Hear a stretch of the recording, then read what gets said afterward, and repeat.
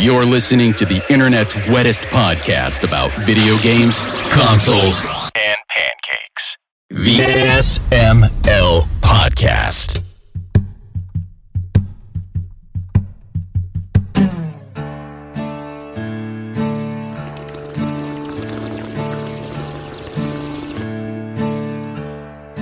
Up in smoke, that's where I wanna be. 'Cause I'm hanging out with Joe Kim and I gotta pee. I just ran out of Fritos and this show's just too long. So I take a toke, all my cares go up in smoke. Up in smoke, please do not damage my calm. I just got off a breakup phone call with your mom. She spent all my money, now I'm broke. So I take a toke, and all my cares go up in smoke. Up in smoke, dump the bong water in that bucket.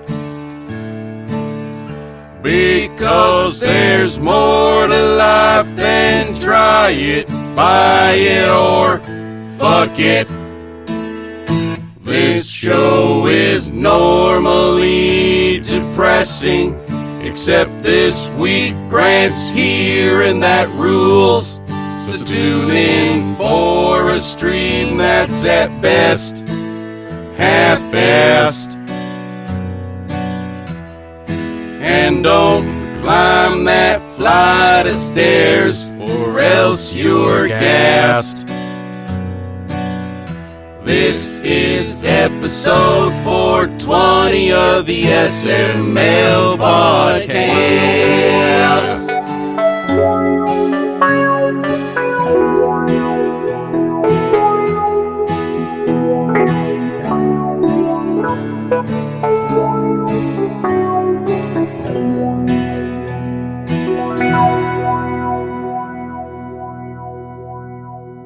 What's up, everybody? This is the SML Podcast. I am your host, Joe. It is a very special episode because as of recording, it is Thursday, the 20th, which means absolutely nothing. Jacob and Aki are here. How are you two doing? I'm doing better by the minute. You're drunk, aren't you? No, I'm not even close. I just started, but Nice. But Jacob. Before the end of this, I'm going to be tore up. Sweet. Great. Jacob, how are you feeling? I am above the influence. Because it's the 20th of Thursday. The 20th of Thursday, yes. Yes. Stemage, Fall you're into here. the abyss How are you doing? Of my I'm gaping good. butthole. You are the influence, Joe. I am the influence. Can you hear this? Can you hear this? And I am above you, so yeah. Does that make noise? Or does Discord kill that rattle? We heard a little bit. A little bit. Barely audible. I made some sort of ungodly concoction out of the wife's liquor cabinet, so Nice. we'll see how this goes. You heard LadyMagritte is here as well. Bree, how are you I doing? pre-gamed. Yeah, you were smart. I forgot. Good job, Aki. I already finished the first bottle. It's like drinking Aki a was lovely looking cherry forward to vanilla. this one. She's like, I can't wait Fall for this into one. the abyss of my gaping And then- butthole. We have got Javor's rating us with 9 viewers. I feel bad for every single one of you who just came in right now, but it is going to be a good show. I swear to God, because we have a guest joining us. Fall into the abyss of my gaping butthole. Another raid from Lloyd. Wow, we are getting all the raids. Jacob, your butthole is getting just exposed like crazy tonight. I mean, that's an average Thursday, really. Yeah, it is. Good shit. Adrian Riedman is joining us tonight. Adrian, how are you doing? Hey, everybody. I'm doing good. Welcome to the show. It is great to have you on. You are here to talk about your game Cavity Busters, which, just launched tonight? Yeah, I launched today on consoles, but it's been out on Steam for the past year. Well, for the people who don't know what Cavity Busters is, give us the sales pitch. What is your game all about? Oh, I'm so bad at the sales pitch. So it's a roguelite, bullet hell, tooth punk. It's got a tooth theme. It's got a unique mechanics, movement mechanics. So it's a bit of a overwhelming experience for new people, I would say. I gave it a spin last night, and the only thing I felt overwhelmed by was the audio, which I love.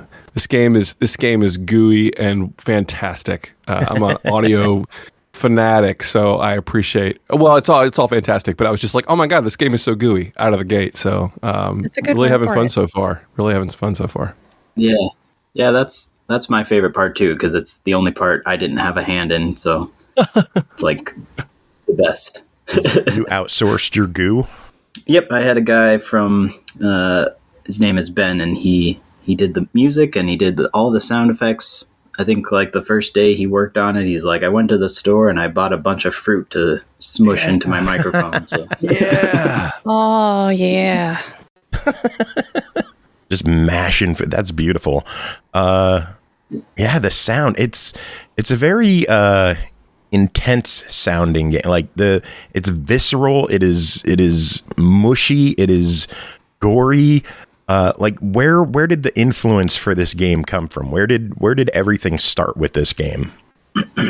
Well, I guess maybe the obvious is Binding of Isaac was kind of the start of it.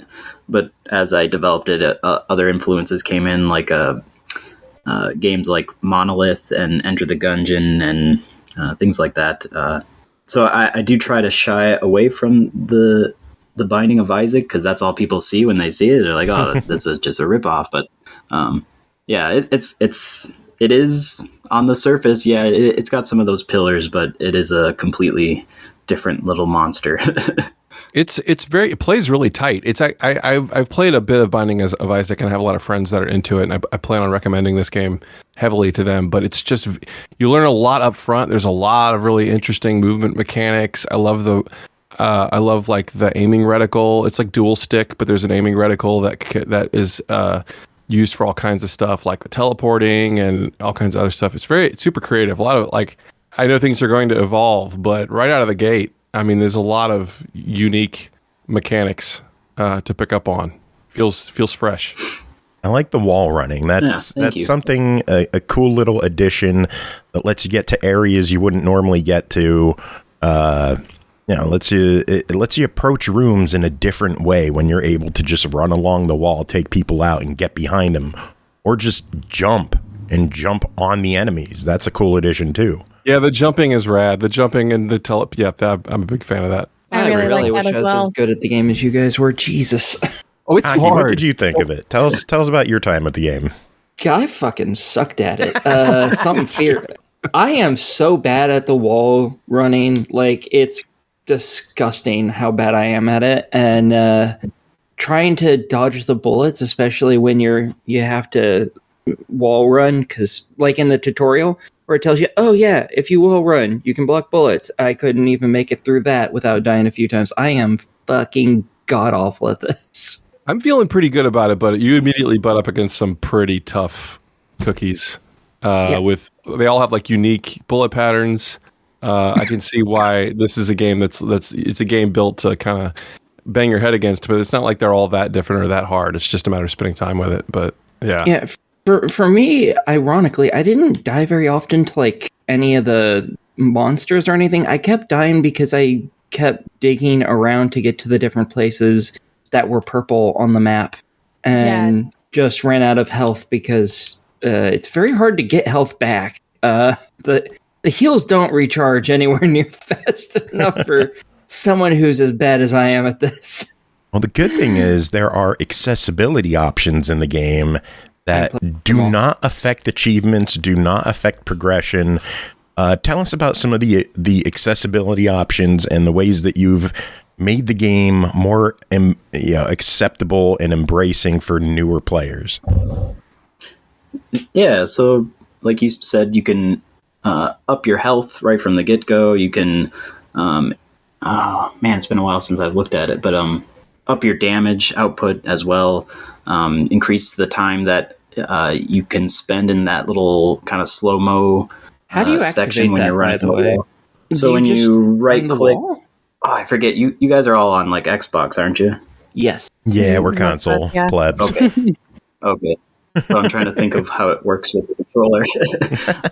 But whatever button you use to get onto the wall, you hold that, and that'll slow down time as you're going around, and that allows you to aim as well to be more precise about it. To be fair to you, like the wall running is like whenever I watch people play is like the thing that I see people struggle with the most. So don't feel bad if it takes you a bit to get used to it. It is strange, but yes, I'm not the only one who sucks. Fuck yeah. I'm sure Jacob sucks at it too, right, Jacob? He sucks at everything. Yeah. That's not a solace. I was not particularly good at this game, so I just muted my mic for the interview. I didn't care if I was good at it. I was having fun. And like my last end run screen before the show, I got one at the bottom. I don't know, maybe this is there every time, but it said puns made. And it started this like long random count of numbers, and then it just settled on too many. And I was like, oh, was it listening to me? It knows. Yeah, that's the same every time, but you're guaranteed to get a lot of puns whenever you play. I'm all for the puns. So what made you go with teeth? But, so the game came from a game jam, and the initial idea for that was like you were a little guy with just a bullet sticking out of your head. And so, to kind of get things to make sense why there's a bullet in your head, I turned it into a tooth, and then you're a gummy with a tooth. And so like, I do tend to lean towards like the gross looking art style because I'm kind of bad at art. And so when I can mask it in kind of a grungy looking, dirty atmosphere, like it kind of hides my mistakes. So, well, it certainly looks deliberate. I mean, it's got everything. It's got a great look, and everything really stands out. Everything. It's not over designed. It, like everything really, the bullets. It's never confusing. What's an enemy? Everything has a nice. Everything's, definitely. It's an easy game to look at, even though it's frickin' teeth and gums and whatnot. So yeah. I gotta go back. So you're a gummy throwing a tooth around and then collecting the tooth, but you were a guy taking a bullet out of your head and throwing the bullet at people. Is that what you're saying? You were a one bullet guy? Yeah, initially, yeah. That's interesting. That was the premise. But gotcha. How long ago was the game jam? When did this game begin its life? It's probably coming on 5 years now. Mm. So I worked on the game so last March was when it officially left early access. Oh, hey, it launched March 18th. That's my birthday. Nice. Hey, nice. There you go. Yeah. So yeah, I guess it's been about 4 to 5 years that I've been working on it. So how many people are involved? Just me and the sound and audio guy. You and Ben, that's it. Wow, that's impressive. Yep. So you are the entirety of SpaceMyFriend. Yep. I usually don't have an audio guy with me either, but this one was like, if I hadn't hired him, I would probably still be working on this game. I didn't want that to happen. So how did the game end up coming to console? JanduSoft, they reached out to me and it seemed like a good fit, and they were eager to do it. So yeah, I just left it in their hands. They did all the work for porting it, and very cool. Yeah. Easy process working with them. Thumbs up.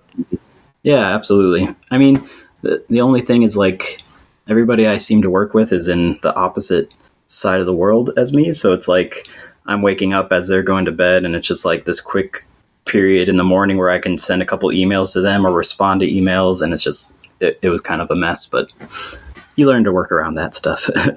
No, yeah, I know the feeling with that one. We've done our fair share of interviews that have been at like 4 a.m, or at least I have. I don't know what these yokels have done, but where are you located? Where is SpaceMyFriend centered around the galaxy?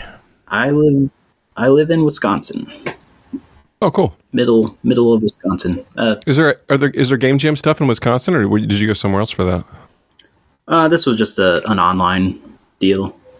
Cool. The engine that I use, Game Maker Studio, there's a number of game jams that take place just using that, and so. Is this Game Maker? It is. Oh, rad. That's awesome. Grant, do you mess around with Game Maker at all? No, I've always kind of wanted to just on my own. I've worked in just with audio stuff in Unreal and Unity, but I've never spent any time with Game Maker. I have some friends that have built some tools for it, and some great games have been made with it. But no, I haven't ever played with it myself. I need to get into dabbling with Game Maker. Like, I keep joking around that we need to have an SML platformer, just like me collecting pancakes and rescuing cats. Oh, that's hot. I like it. Let's go. And Grant, you got to do the music. Sure. I'm already playing guitar. You can't hear it because of Discord, but I'm already writing this music. Let's go. Let's do it. And now we just need a developer. Jacob can do VO. Gotta have the. Oh no, Norg's doing the voiceover. Okay. Oh. Well then. Okay, Norg and Jacob could do voiceover. If Jacob can sing whatever song I write, because it's gonna have vocals, because has to happen anyway, and we'll do it in game. So Grant, what do you think of the music in Cavity? But you said you were a fan of the audio work. What are your thoughts on everything audio wise in the game? It's great. It's absolutely great. It's really like, I don't know. As soon as you start smashing fruit, things get visceral, things get smushy and tactile. But it's like this kind of combination of that, the organic kind of Foley stuff, and then more video gamey sounds, something you might expect, and it fits the art style really well, which is a combination of organic and video gamey. You know what I mean? And the music's rad. Like it's just really super cool music. Has the right vibe, in my opinion, but it isn't predictable at all. Really, really good stuff. How'd you meet up with Ben in your work on this? Yeah, he reached out to me again, and he saw it on Twitter, and he sent me like a kind of a demo of what he imagined for the game as kind of like an application, I guess, like a job resume. Totally. And yeah, it was really good, and he was like, that was the first time anybody's ever done that for me, and so we decided to work. He the song he made, which unfortunately didn't get into the game, was actually him brushing his thumb against his teeth and kind of like making that hollow clicking sound that makes. Yeah. That was the percussion going on in the song. It was really good. Very cool. Is that available anywhere? I got to hear that. I looked for it the other day and I couldn't find it anymore. But is the soundtrack for the game available anywhere? Yeah, you can get it on Steam, and then I know he has it uploaded to a YouTube playlist. Awesome. Very cool. Bree, what kind of questions do you have about this game, or what kind of thoughts do you have about it? I was going to say, I kind of feel like I got to, hear about some other people's experiences and see some other stuff that was going on with it. And I kind of liked that I felt like I could play in some different styles and adapt to myself. And I really liked the kind of Zelda exploration kind of vibe to it. Like Augie was saying about, digging through the walls and stuff like that, and kind of how the map evolves like that. I was really enjoying that aspect of it as well. So kind of felt like I could do different things besides just the twin stick kind of stuff, and I could adapt my play accordingly until I got a hang of the neat controls with the wall running and the teleporting and stuff. So I liked that. Yeah, absolutely. Like that's part of the accessibility to it is not everybody is gonna have a good time going against hundreds of bullets, and it's just nice to kind of have this little chill side thing that you don't have to dig through the walls at all. That's not required at all, but it is a fun little exploration thing. There's tons of little secrets you can find by digging, and yeah. If you had infinite dig usages, are the maps endless, or do they have invisible wall barriers that you would eventually get to? Yeah, it does eventually have a stopping point. But initially you could dig endlessly, but that was just people would get overpowered on the first run and then just squash the game, which is fun, but gotta help them see at least some of the content. What is some of the crazier content in the game? We've only just got our hands on to the game, so we're still very early in our runs with it. What's some of the crazy shit waiting for us later in the game? You want me to spoil? Sure. I want to hear some good stuff. Right. I want to hear some dirt. Yeah. Well, there's a boss fight that is like Metal Gear Solid inspired. Oh yeah. I guess not the boss fight itself, but like you go into a room and a box falls from the ceiling, and it's like the little, the box that Snake gets into and that he sneaks around in, and then it comes off and you have like a little eye patch and a little bandana on, and yeah. Oh, that's awesome. Brad. I just found a secret. It's not a secret, but I was playing while we were talking, and I just found a cool item. It's called an explosive butt. I'm very excited. I'm sorry, what? Can you say that again? It's called an explosive butt. Oh, okay. Jacob, what do you know about explosive butt? I was going to say, finally, my time to shine. Somebody named something in a game after me. Took this long for a cameo. I'm proud of you. What a surprise. Thank you all. So, Bree, what is the explosive butt? What does it do? I think it's some kind of like grenade. I'm sorry, I didn't continue reading because we were all laughing, and then I saw that there was a sticky toy called a crappy toy, which goes really good with the explosive butt. But yeah, and then I wanted to know what that was, but then you asked me questions and I got distracted. And I just finished the second bottle, so I don't think I can hold a thought in my head for very long at this point. Yeah, that's good. Y'all suck. Jacob, what do you want to say about butts then? Come on. What? No, I got... Sir, what can I say that Sir Mix-a-Lot hasn't already? Oh, man. So when you're not working on games, when you're not developing games, what are you playing? What kind of games do you enjoy playing? What's been on your radar lately? These days I've been playing a game called The Void Rains Upon Her Heart.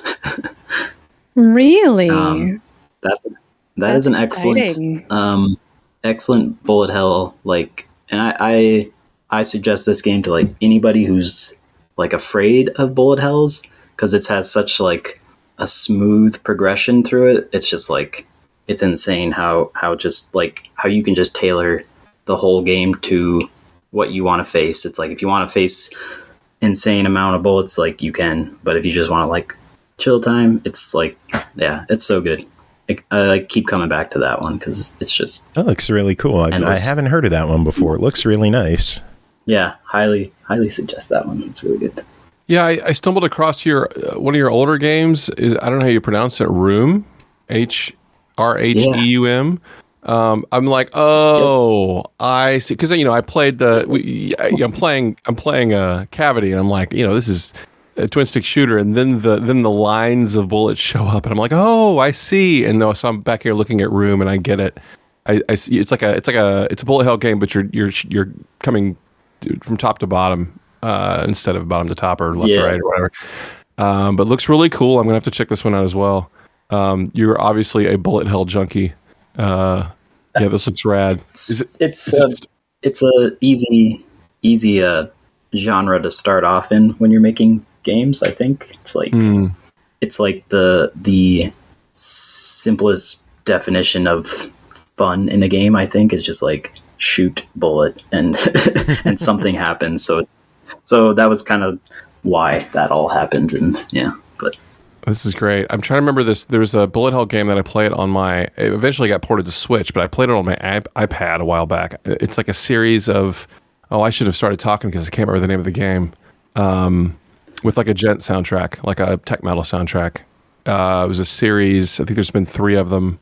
There are so many bullet hells, you probably won't know what I'm talking about. But anyway, the only bullet hell game I have, the gent soundtrack threw me off. I have no idea. Yeah, I'll have to figure it out. I'll figure it out before before we're done here, I'll figure it out. The most bullet hell I've really spent time with is Ikaruga. That was like my, buy the DVD of the pro runs level of infatuation was Ikaruga. Didn't go much further past that. I don't know. I've played the occasional one, but I know it's a whole thing. And they're a lot of fun.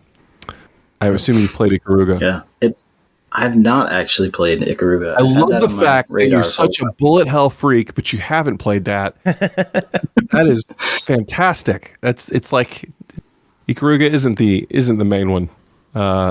That's incredible.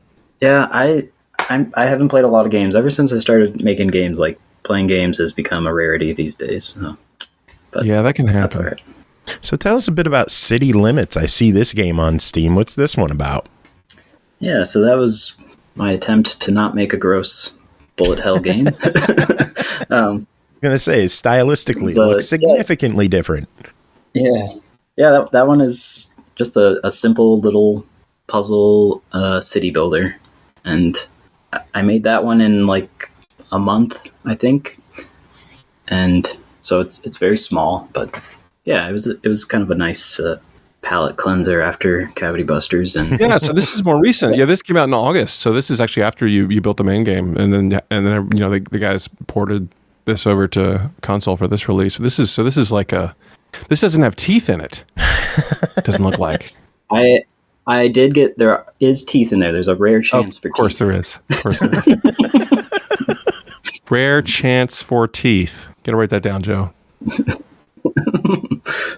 I feel like that's a good episode title. Rare chance for teeth. I'm writing it down. Yeah, they can't all be gummers.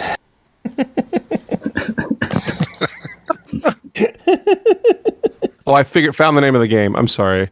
It's Danmaku Unlimited. Are you familiar with Danmaku, perhaps? It sounds familiar. It's a bullet hell game with a really sweet tech metal soundtrack. Okay. Yeah, it's pretty fantastic. Throwing that in chat. Oh yes, the Tahoe series. Yes, is that correct? Toho or Tohu or whatever it is. I see so many. Toho. That in one of the little challenges I found in a room recently on this run. What'd you run into, Bree? Oh, there was like a little challenge room I found with some little bullet-looking guy, and he wanted me to like do the stuff in a certain time period without rolling and dodging. Like it was kind of referencing other games, and like, no, do it right. So, and I think it referenced like the Tohu or however you pronounce it series. It was cute. Yeah. Yep. Oh man. Oh, so what are you working on next? What is in the future for Space, my friend? So I'm working on a more traditional turn-based roguelike. It's the working title I have is Bubblegum Fisticuffs. That's a good name. So it's pretty good. It's a bit more colorful, and it's kind of a more traditional pixel art looking, and it's a bit more strategy and yeah, it's something new, something a little quite different from what I'm used to working on. So yeah, I'm pretty excited about it. It's kind of currently it's nice and punchy, and yeah, it's a good time. Cool. Is that going to be just on PC, or are you looking into possibly bringing that to console as well? Yeah, we'll see. I would like to. I kind of, the way I have everything designed currently, I'm planning for controller use and all that. So if that works out, I would like to bring it to consoles, and yeah. Nice. That'd be awesome. I know we've been chatting for a while about the game. Is there anything you wanted to talk about that we didn't bring up? How long have you guys been doing this? 10 years. Hey Joe, how long have you been doing this? 10 goddamn years.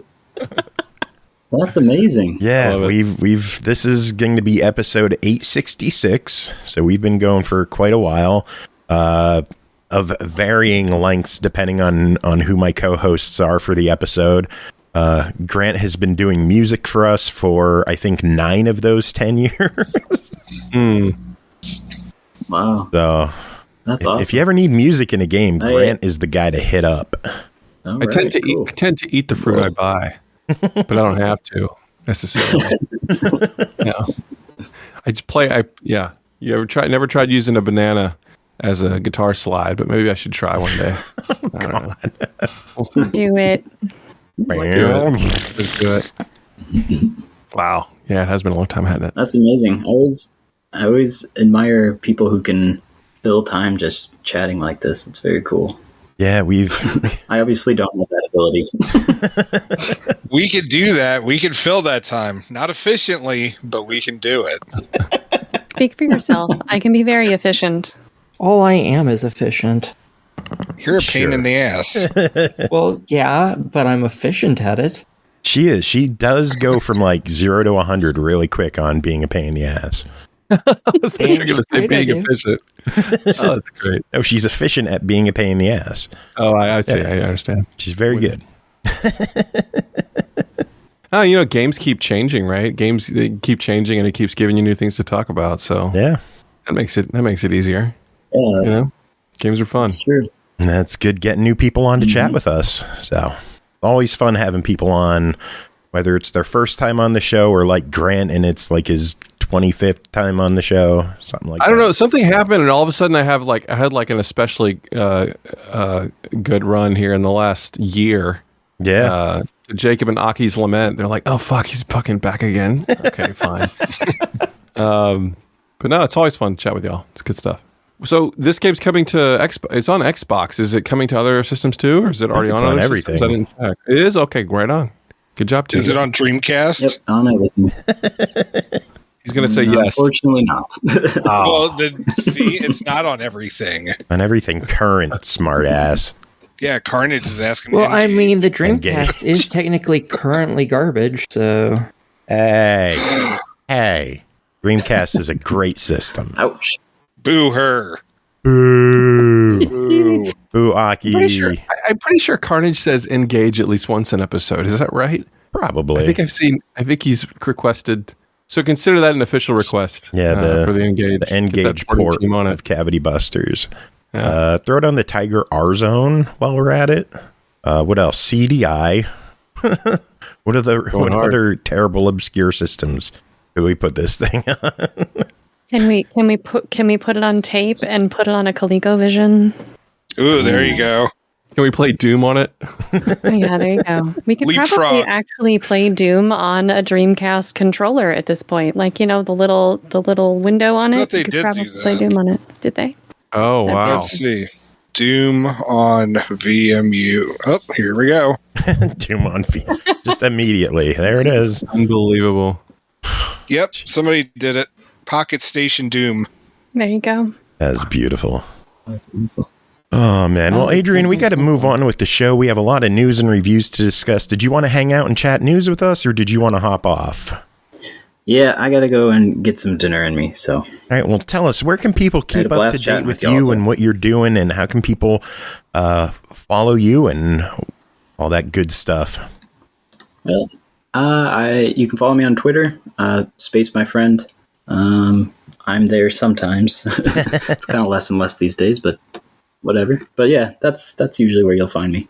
Yeah, well, Adrian, thank you so much for coming on, chatting with us. The game is Cavity Busters. It is out now. It is $9.99, I believe. Is that correct? Yeah, on sale, and then it'll go up to $12.50, which is a weird price, but the port people said it, so whatever. $10 is a steal for this game. I'm excited to get back in and going deeper. Yeah, same. Turning it up. Yeah, have fun, you guys. Cool. Well, again, thank you so much for joining us. Thanks for having me. And you have yourself a wonderful night. Yep, you too. Cheers. Good night. Bye. Take care. Bye. So how's everyone feeling? Everyone feeling good? I'm a little looser than I was. Totally. Jacob, do you need to smoke more? Huh? I said, Jacob, That's a yes. You need to smoke more. No. Why? Because I don't. And only losers use drugs. Yeah, winners drink alcohol. You could have done that any better. Winners drink alcohol. Bye. Oh, man. Bree, what are you drinking? Well, let's see. I was finishing old bottles of mead. So Oh, I started mead. out. Yeah, I started out with a cherry vanilla mead, and that was about half a bottle, and that was what I pre-gamed with. That was from 2014. It was an old one. It was very good. Mead from 2014? Yes. If mead is done properly, it actually gets smoother as it ages. Ideally, you have like a 6-year window before something is like really at that perfect prime point. And I probably opened that 3 years ago, and I'm just now finishing it. And I had opened it for a special occasion thing because it's made by a friend of mine. I'm a brewer, and I have a bunch of other friends who are brewers as well, so we trade bottles. And then I had a bottle of blackberry, I would say like mid-sweet mead, and now I am on a cranberry and clove wine that was made by the same friend who made the cherry vanilla. Man, I'm in. Right? Let's go. I just feel like the mead. You think of there's OG mead, and then there's the mead you might get out of the can at the Ren Fair. Like I don't know. There's different levels. And I'm a historic reenactor, so that's part of what I do. Is I do historic brewing, and then hobby brewing alongside that. So yeah. Wow. Yeah. I'm game. Yeah, the cherry vanilla is definitely high test. Yeah, what are we talking percent wise? It depends on who you ask. So I don't use a hydrometer to test specific gravity because I tend to do things the most medieval way possible. So I take a fresh egg from my chicken, I clean off the bloom, and then I float it in a narrow vessel filled with the alcohol. And depending on how high it rises, that's how alcoholic it is. So yeah, I don't know percentage for you off the top of my head. Sorry. Is this what Technobabble is like for Star Trek fans? Like there were so many things said that made my brain stop. She could have lied the whole time, and I would have no idea. Like, oh yeah, true. no. I totally use eggs for that too. Yeah. Why wouldn't you? Jacob's like, you had me at narrow vessel. You know what I mean?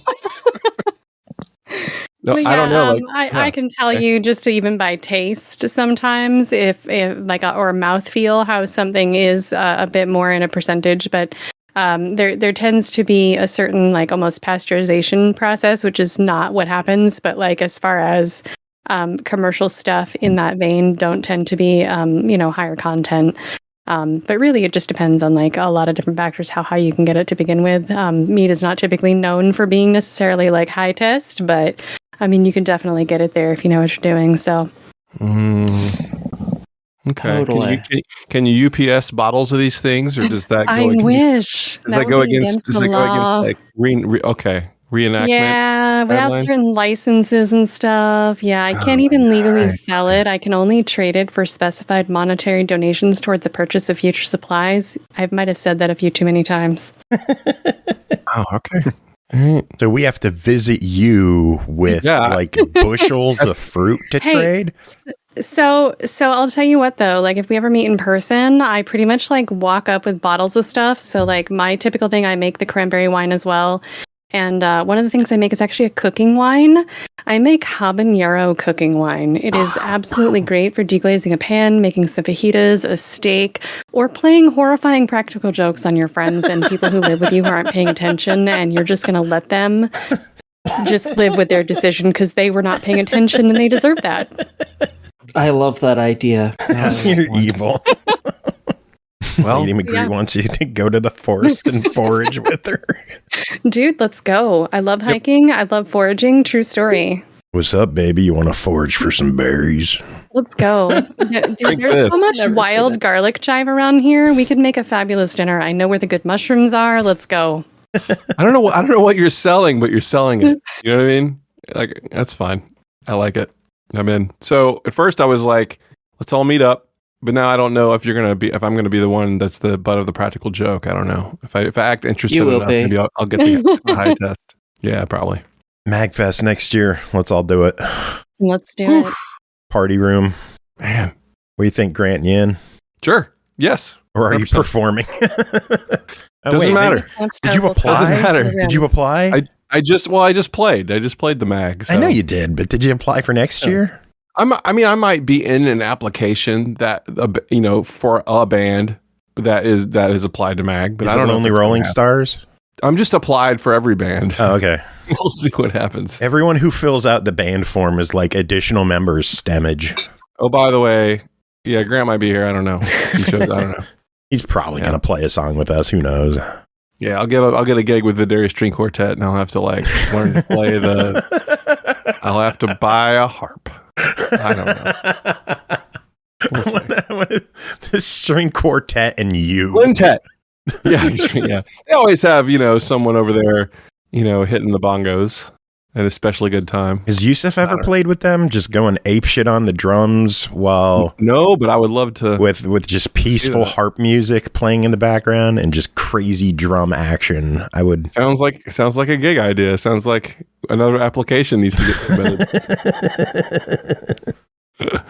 Oh, shit. Should we get to news? There's some news we got to discuss.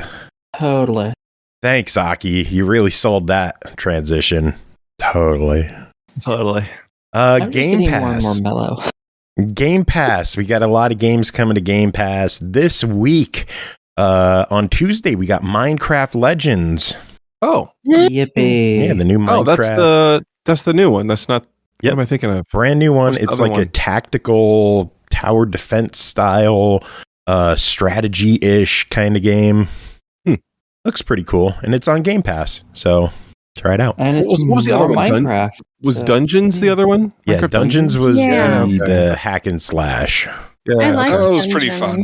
that was a good one. I like that one. Yeah, that one was solid. So I'm thinking Legends will be pretty good. We'll find out next week officially. But April 20th, that is today. What? 420? Did someone know about that? No. No, nothing. Nope. 2 games hit Game Pass today with Medieval Dynasty on the Xbox One and Coffee Talk Episode 2, Hibiscus and Butterfly. I'm excited about that one. Hibiscus Boogaloo. Hibiscus Boogaloo. Tomorrow, Homestead Arcana is going to be launching straight to Game Pass. That looks like that might be good. I haven't quite decided if that one looks like something for me or not. Well, it'll be on Game Pass, so you could try it. Yeah, true. Yeah, next week on the 26th, Cassette Beasts is joining PC Game Pass. And then on the 27th, The Last Case of Benedict Fox is launching on Game Pass. And That I am interested Blaze in. Blue Cross Tag Battle Special Edition is launching on Game Pass. That was a weird one for me. Why? I don't think I've heard much about Blaze Blue since like 360 era, so I was a little confused. Well, there was I think it was Chrono Phantasma on the Xbox One. Oh, maybe. And then I think a few more may have come out on PlayStation, but yeah, it's finally coming back. Good stuff. And then May 2nd, Redfall will be launching on Game Pass. At 30 frames per I am second. definitely... Does that bother you? 30 frames per second? I mean, I'll play a game 30 frames per second. I just, if I own the best console, well, one of the two, I just would expect. I mean, granted, Microsoft threw their money over there, and all of a sudden they're like, "Oh, by the way, you're making this for Xbox, and here's where we are." They'll figure it out. But I always go for performance mode. I always like the smoothest game possible, and I have so many friends that are like, "I can't see the difference," and I'm not. I mean, first time I booted up the Mario and Rabbids, I'm like, whoa, that's 30. I guess I can see it. I don't know what it is, but I can tell, and it's fine. It's just kind of, Atomic Heart is 60. If Atomic Heart can be 60, I feel like Redfall can. And again, they'll get there. But I'm they're hoping supposed to come out Redfall works sooner. better than Atomic Heart, though. yeah. I like Atomic Heart. It's a fucking mess. Yeah. But as far as fidelity goes, I don't know. Yeah. Yeah, I can't tell the difference between 25 and like 120 even, so it's all the same. Is that why you did at the nursing home? Huh? I didn't hear it. I have no idea what you said. I didn't hear the Raz. I heard the crickets. I asked, is that why you always date over at the nursing home? She can't tell the difference between 25 and 120. Oh no. Oh, no. No. Oh, Oh, no. My soul. Oh, why? I need more alcohol. yep. I just drank them for you. It's fine. It's not all good news, though. There are games leaving Game Pass. Ooh, what's leaving? I didn't see the leaving news. Yeah, we've got 5 games leaving Game Pass. We are losing Bug Snacks. This one's a sad one. Tetris Effect Connected is leaving. Destroy All Humans, Unsold, and Dragon Quest Builders 2. I swear Bug Snacks just got here. Yeah, I think that was only like a 6-month one, or maybe was this? Oh, maybe. No, definitely not a year. Like maybe 6 months. 9 months. It feels like a short one. Yeah, but that can happen. Yeah, it is what it is. It's not a huge game, so.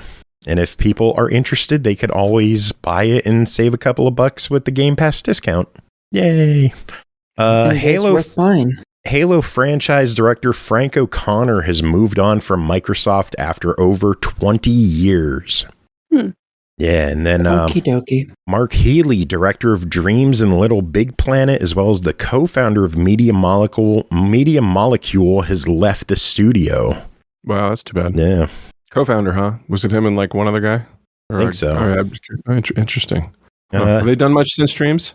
I don't think they've done I think it's just Dreams they've been working on. I don't know if they have anything new. But yeah, obviously it's on PlayStation, so I don't follow it as much. But speaking of Sony, they acquired Firewalk Studios. There were no hearings or petitions to stop it. It just happened. It's crazy how things just announce an acquisition and it happens. And they did what? Nothing yet. They're a new studio. Wait, no.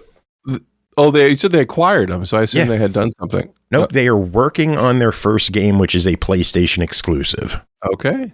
Maybe it's a good one. Let's hope so. Focus Entertainment acquired Dovetail Games. What like Dovetail Fishing. Fishing, hunting, stuff like that. Epic acquired Aquarius Studios. I don't know how they say their name. I like Aquarius Studios. Let's I know. go with that. Of course, Aki. And then Atari acquired a bunch of games from the 80s and 90s, including Bubsy. That came up today at work. Yeah. Yeah. Interesting. Yeah, good old Bubsy.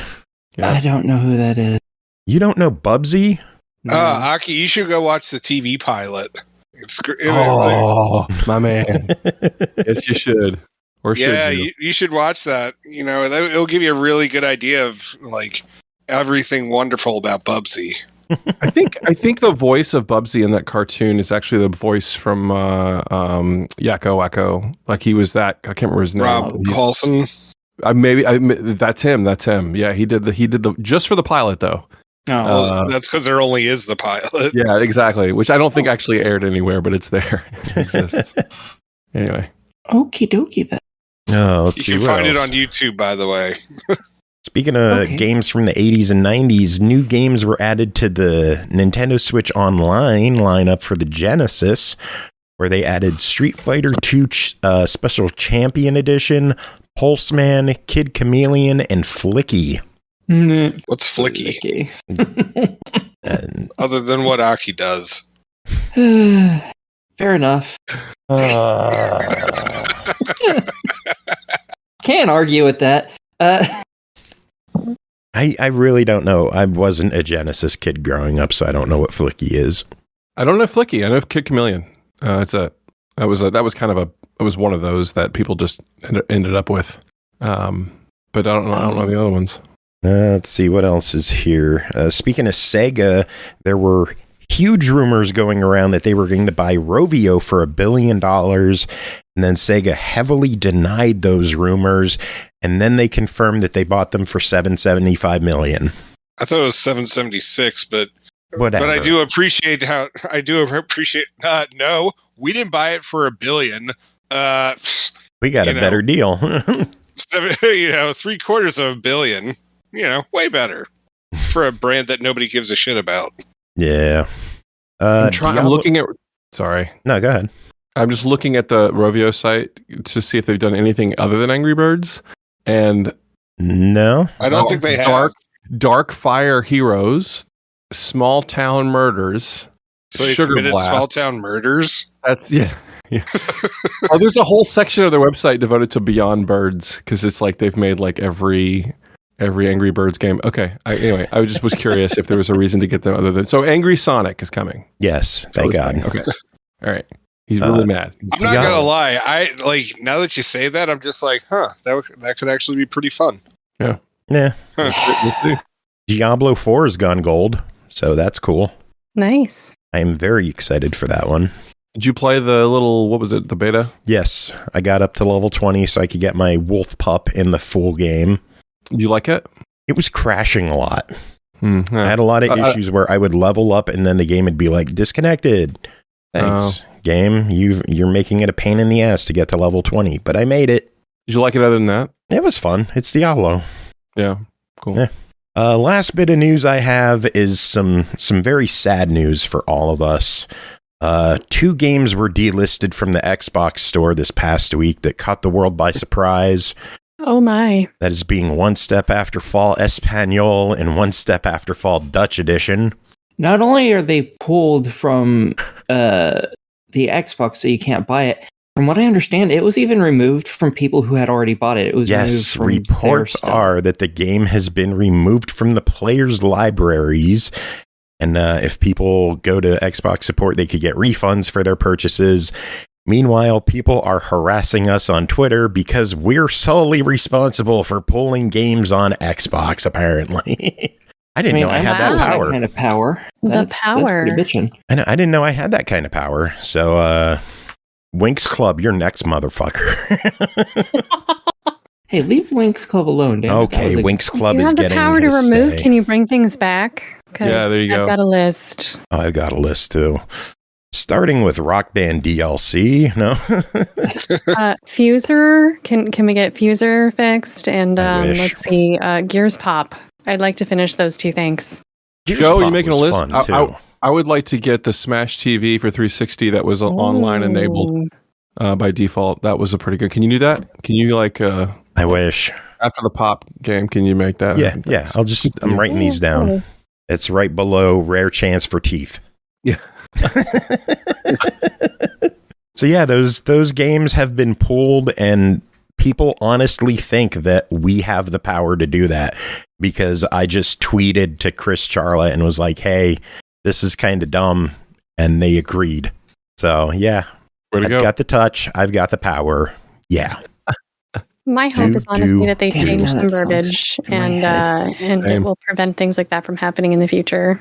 Yeah, hopefully. Language stacks should not exist. People are like, oh, why do you hate stacks? I don't necessarily hate stacks. If you want to get a Windows stack and a console and Series X stack, whatever, they're stupid, but it is what it is. You should not be charging for a language. That is bullshit. I don't think there should be stacks, personally. I think all of them should just be, connected to each other so that you can play it anywhere. Would be nice. The Play Anywhere system was definitely what they were trying to pitch, but they can't force these developers to do that if they can see a way to turn a quick buck. So, yep. But, if you want to do your stacks, I can understand it, but language stacks should not exist. That should not be a thing that is on our platform. It should not be on any platform. Language options should be in the base game, and that's it. Like, if you're charging for a voice patch, that's one thing. But these were games that had English voiceovers, and all they did was change the subtitles. That's not acceptable. But it is what it is. Anyone have thoughts on those games getting pulled? I've already forgotten what they were. Yeah. Joe, Joe, after all is said and done, you've never walked, you've never run. You're a winner. That's all I'm saying. Totally. I'm just quoting the touch, but I was trying to keep that going. It's a shame that people are losing access to their content. If they decided to purchase it, that part is unfortunate. Yeah. I don't think that was the right answer in this situation, but I do understand some of the things around that and why it could cause certain problems and encourage some questionable behavior on the service. So I don't know. Hopefully they'll resolve that aspect of it better in the future if they run across other things like this. And again, I hope that they've changed, what is written in the rules of what you can and can't do so that it'll stop future things like that from happening, where we get these kinds of stacks that are just these really... It's gamer score abuse, and they're just taking advantage of addiction at that point. Yeah.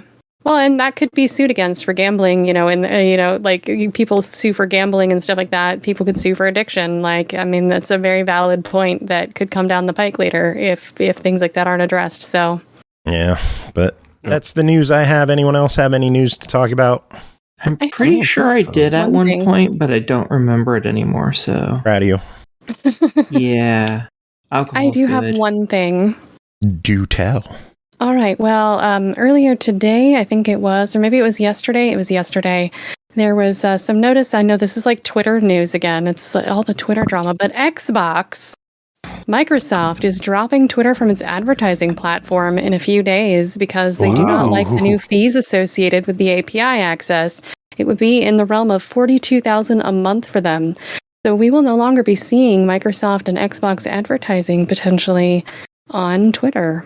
I don't blame them at all. Apparently, they're increasing the price to company checkmark systems too. Mm-hmm. To be like $1,000 a month or some shit for the gold checkmark for verified companies, and I'm like, yeah, that's not going to go fucking anywhere, yeah. Yeah, but if you go to the Microsoft webpage, they do say that they will still continue to be using social media channels such as Facebook, Instagram, and LinkedIn for their advertising purposes. So there you go. So they're not using it at all. They're not just removing advertising. Like they're just not going to use it. I think that they will probably do whatever they can do for free, but they are not going to be using it for advertising purposes and pay those fees. Wow. Good. Which, I mean, fair enough. That's what made me stop reading it. They killed API access, and it killed my Flamingo app, and I was like, oh. Well, and it's going to kill a lot of things that I think people aren't realizing, and that's coming in 5 days. So other API things that are linked, like, a lot of Xbox people are fond of True Achievements and the fun social connections. I don't know what they're doing yet either. But I know it's going to play hell for me personally, because I do all the posting and stuff for like IGT, and it automatically gets posted to Twitter, so I don't have to really do it on Twitter. And now I'm gonna have to remember to do that. It's a huge easy thing for me to be able to do, and I mean that's definitely a challenge for stuff like that. Yeah, it's gonna blow, but hey, it is what it is. He's an idiot, so. Yeah, we're getting more requests in chat for games to bring back Scalebound. You got this, Joe. I mean, Scalebound has apparently been in the talks of a revival. It'd be nice to see that one come back. I was hoped for that. I was hyped for that one and hoped for it. I was super for it. It's like dragons. Who the fuck doesn't want a game with dragons in it? Come on now. Jacob, any news on your end? The only news I have is some Sonic movie watch. Oh, good. Sonic shit. What is it? That might be a weird Knuckles good segue. has started filming. Whoa, really? Yep. Idris Elba's still playing him? Movie. I would assume so, yeah. Then that's all I need to know. I'll watch it. Yeah, it'll be exclusive to Paramount Plus. It's going to be like a mini series. Okay, I probably won't watch it then. I have an important question I might regret. You definitely will. Go ahead. Why should I watch the Sonic movie? Because it's actually well done. Yeah. Yeah, I was surprised because I thought it was going to be garbage, and I actually really enjoyed it. All right. Well, that's good. Do you have any interest in the Mario jam? Eventually. I'll get around to watching it eventually. I still need to watch the Dungeons and Dragons movie. I really want to see that. It's so awesome. Like, it's so good. I will watch it.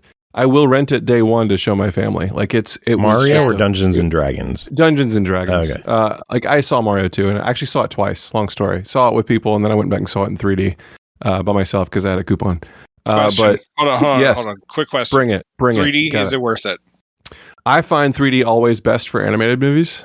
Like you can watch a Marvel movie in 3D, but it's just sort of, it's like particle porn. I will tell you the credits, the detail, you can do a lot of things with cameras and in 3D. Obviously you can't when you're filming a picture and have to like retrofit it for 3D. It's very good in 3D. And that is something you would only see in the theater. Yeah. That's why I went back. I saw it on that Friday or Saturday, and then I went back on Monday and saw it for under $10 in 3D. And it was a joy. So okay. Cool. Yeah. All right. So. As you were. Dungeons and Dragons is freaking sick, man. No, it's really good, hilarious. I've exciting. only heard good things from just about everybody. The only people who don't seem to like it are the people a little too anal and into Dungeons and Dragons, the TTRPG, because they're like, "This is not how that works," as though anyone fucking cares. Well, and They don't have the proper slightly- dice roll stats for the ogres in the game. Exactly. So I have like a hardcore old school D&D player in my house that went to go see it, and without me, because that's how things work in my house. But he went with his parents, weirdly enough, and they had a grand time, and they didn't know near as much stuff. But he was like, the first D&D movie they made was like the producers got a hold of it, and they took what could have been this movie and ruined it. But this is people playing a D&D game, and it's exactly what you want it to be. It's got that level of humor of like the little things that happen, like the meta of it, and then it's got the good stuff of like, in the nitty-gritty of the game. It's like a really good balance in that, and it was very entertaining. So yeah, everything I saw in commercials, it was always like, oh, this is like my table. This is all chaotic stupid, and I'm for that. It's pretty chaotic. Yeah, it is chaotic stupid. It really is. I have some friends that are pretty deep D&D players, and they really liked it too. There's a lot of nods to locations and battles and things in the movie, and I'm like, they're just referencing it. I know it's a reference. I don't get it, but it does not detract from my enjoyment of it. But they said all that stuff was good too. So they checked a lot of boxes. Supposedly there was also a nod to the cartoon series in there, like an alternate reality dungeon adventuring party kind of situation, which I'm like excited to see this entire scenario now just because of that, since it was brought up by Thimber there about the cartoon. Yeah. I didn't even know there was a cartoon. Oh, great. I have Oh my something else gosh. to watch. Cartoon is my favorite. I have the DVD box set. Oh my gosh. I grew up with that as a kid. That shit was awesome. The only news I have is I did buy the old Super Mario Brothers movie on DVD, and it should be here on Monday. That's a fantastically terrible movie. I haven't seen it in 20 years, and I'm excited to just kind of like fabulously awful or make myself another cocktail and just drown in whatever that is, because I remember little. So yeah. Anyway, Nice. yeah. Trying to I hold agree. that in. I agree. It's a good episode. I'm having You're gonna fun. survive. No. Okay. That was Yeah, the man. hand it back to Joe moment, and that's what we got. That was like the best timing in the world. I thought you were going longer with that, and I had enough time to like recover from that cough. But anyway, should we get to reviews? Sure. Do it. We've Fall done into the abyss of my gaping Trivium Champ with the raid. 6 people coming in from Trivium Champ. How is everyone doing from the raid? Triv, how are you doing? Good to see you in here. We are about to dive into some reviews. First game to talk about tonight is called TRON Identity, developed and published by Bithell Games, released April 11th on the Switch and PC for $14.99. Something has been taken. Enter a new grid and forge alliances via visual novel gameplay, uncovering truths through the identity disc puzzles, make critical decisions, and plot your own course in a world without a creator. Grant and Jacob, both of you played this one. Jacob, how about you start off? What is TRON Identity? So TRON Identity is mostly a visual novel where you're playing this detective-like character named Query, and you're trying to find out why there was this explosion that happened at this building, and also like because stuff after said explosion, like stuff got taken from a vault. So you're there to find out like who caused the explosion, what was actually taken, because nobody else seems to know what it was either. And you have to go through the building, talk to various people, go to different locations. And as you're talking to some of the people, what's happened to a lot of them is that they've lost their memories, and you can help restore their memories through this other mini game, which is a puzzle game where you're trying to replace cards that are near each other. I know I'm explaining it badly. And initially, like, the puzzles aren't bad, but it's just like they start making them more and more complicated as you progress through the game. And I understand that, like, yeah, it's for difficulty reasons and all that kind of stuff, but it's just if anything, they just became an annoyance. Because honestly, like the visual novel aspect is really good. And I do appreciate the fact that like you can actually skip the puzzles if need be. But then it's just like, well, then why even bother including them? We could just have a solid visual novel experience without Jacob, this other stuff. Jacob, did you? I just about the puzzles. So did you play all the puzzles? Not every single one, no. Okay. I feel like I'm somewhat of a puzzle game guy. Like I enjoy a card thing or a puzzle game.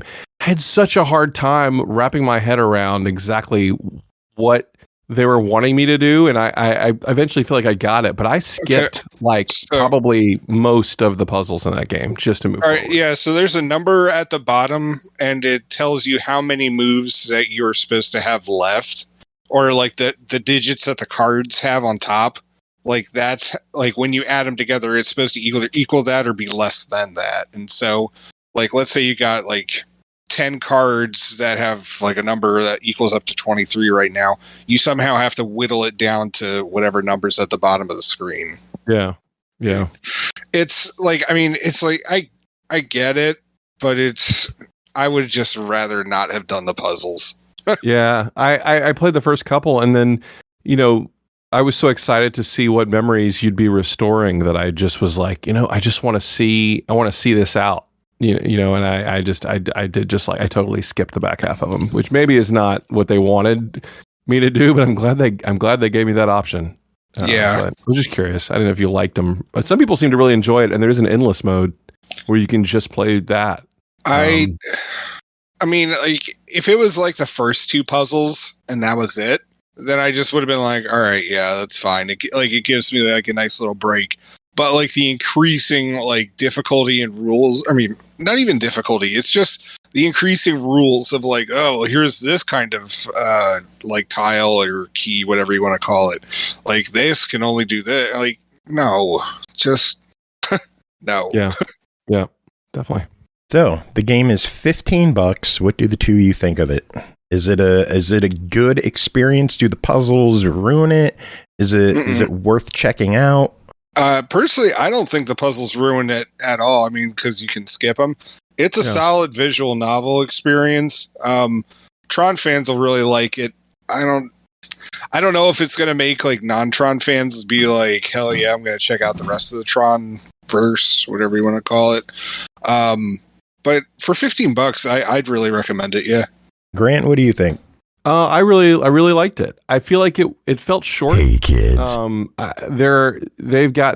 Bithell's games have gotten pretty good at the visual novel thing. I played through Quarantine Circular and Subsurface Circular back on Switch, and this is just kind of an evolution of that, but with the Tron license, and they've created some new characters and they all fit. And I'm just the biggest Tron junkie in the world, so any excuse to see glowing edges, on a bunch of black stuff with rain, I'm down. But so I don't know, like it did feel abbreviated. It felt like and it shows you as you play the decisions you've made and what kind of path you could have gone down. I mean, and there are consequences. Let's just say people can die, in this very short game. And there was a total oh fuck moment that I was like, oh, okay, I guess if I had a hand in that. But but I liked it. And there's a couple little Easter eggy things you can explore around and read a little bit about. It talked a little bit about Ed Dillinger, who was in the original movie was David Warner's character. He was like the head of NCOM and talks about him a little bit. There's some like fun Tron stuff in there.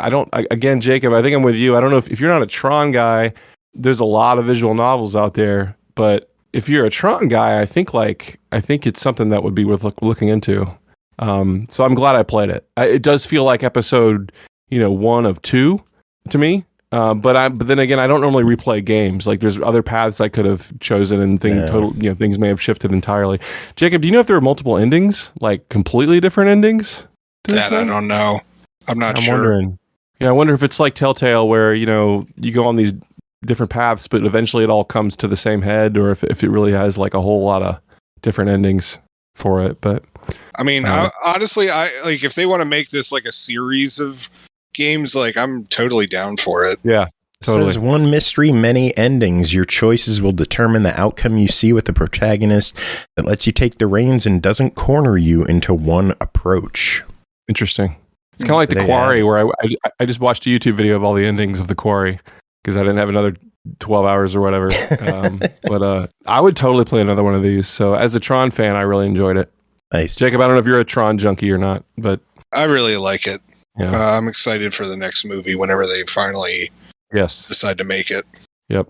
Is there does anyone know of some good Tron music that could be talked about right now that could be hyped up and Unfamiliar.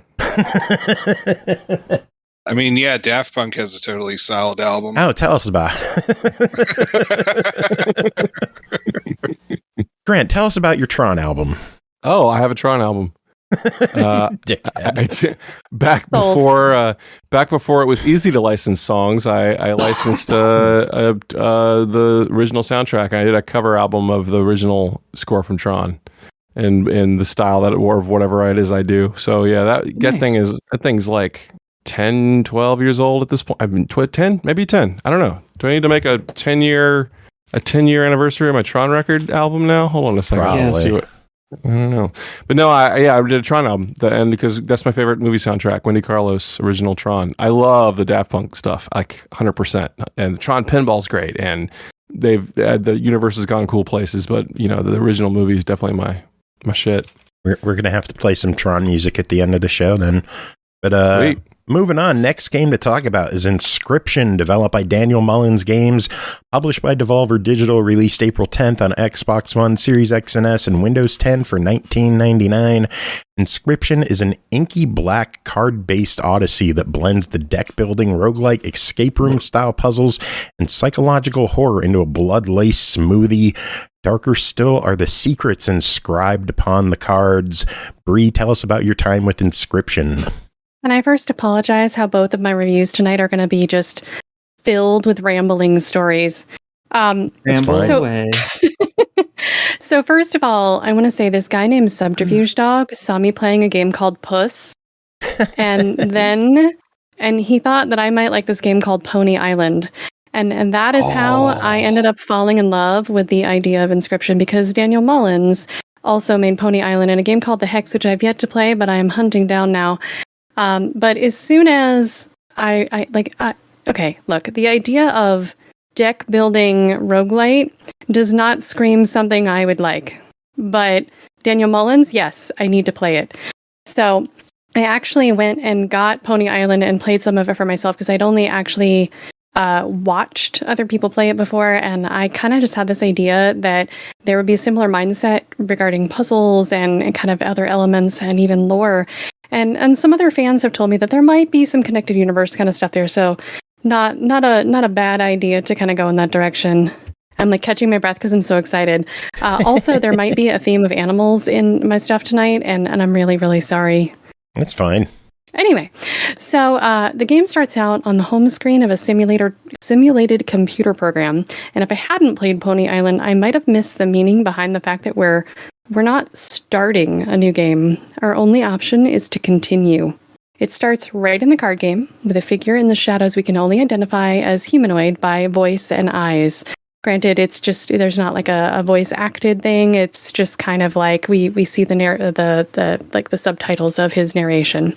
And our antagonistic narrator helps us understand that we're playing a game we might have forgotten, implying we've been here before and we will be in this chair again, as is the hallmark of the roguelike genre. We're going to upgrade, fight, die, and repeat. But first we have to learn the rules of the game. And our game master does not seem eager at all to tell us everything, because he maybe wants to win, or maybe it's just we're, in the tutorial. And as far as tutorials go, I didn't really feel like it was much of a tutorial. That's not a bad thing at all, because immersion level, super high in this game for me. The atmosphere is really creepy, and it's a key part of like the myth and mystery that is the whole first act of the game. I had to take a deep breath there. I'm serious. The amount of alcohol at this point, like I'm just like super excited. All right, so the beginning. That's why I made sure everyone was amped up for tonight. Like, I'm feeling good tonight. All right. So your game experience at first is being trapped in this like shack in an undisclosed dark location, and you're being forced to play like a role-playing game. But the combat is cards instead of dice. You have a map to move along. You've got miniature versions of yourself carved out of wood, whatever. You end up with like this whole pile of your old figures as you die. Like the pile gets bigger and bigger each time you die in a run. And as much as like, hey, this is a card game, it's really more of a narrative experience than you might think at first. And like, I'm being real careful to avoid too many spoilers, because I could totally spoil this game like very easily. I wanted to read an example of the Game Master's dialogue as a new map goes down for the first time for you to explore. You guys ready? Yep. Totally. As the air grew humid, your boots become harder to pull from the mud. The dank smell of tepid water invades your nostrils. You have reached the wetlands. Like, that's good vibe there, right? Dank. Right? It's That's exactly what I was thinking. All right. So for the game itself, you have to play your cards in phases on a turn. So you have like about 3 phases, similar to about how many acts there are in the game. You're going to draw from 1 of 2 piles. You've got action cards and sacrificial cards. You can play your sacrificial points, kind of like tapping mana in Magic the Gathering, and then you place your newly paid for card in the slot best suited to your situation. There's like, they call them like lanes. So you have like 4 lanes to start out with. And there's so many things to learn about like how cards move and what different cards do what, and like the card information, like the types of cards and the depths of things they can do. Like, it's really detailed. But thankfully, you have a codex right near you to check what everything means as you're learning. And you have like a ton to learn as you go. The next level, or the next phase, I guess, you can play any special items you have in your inventory to help weigh the scales in your favor. And you're playing with teeth as weights, by the way. It took me a while to realize that. Teeth.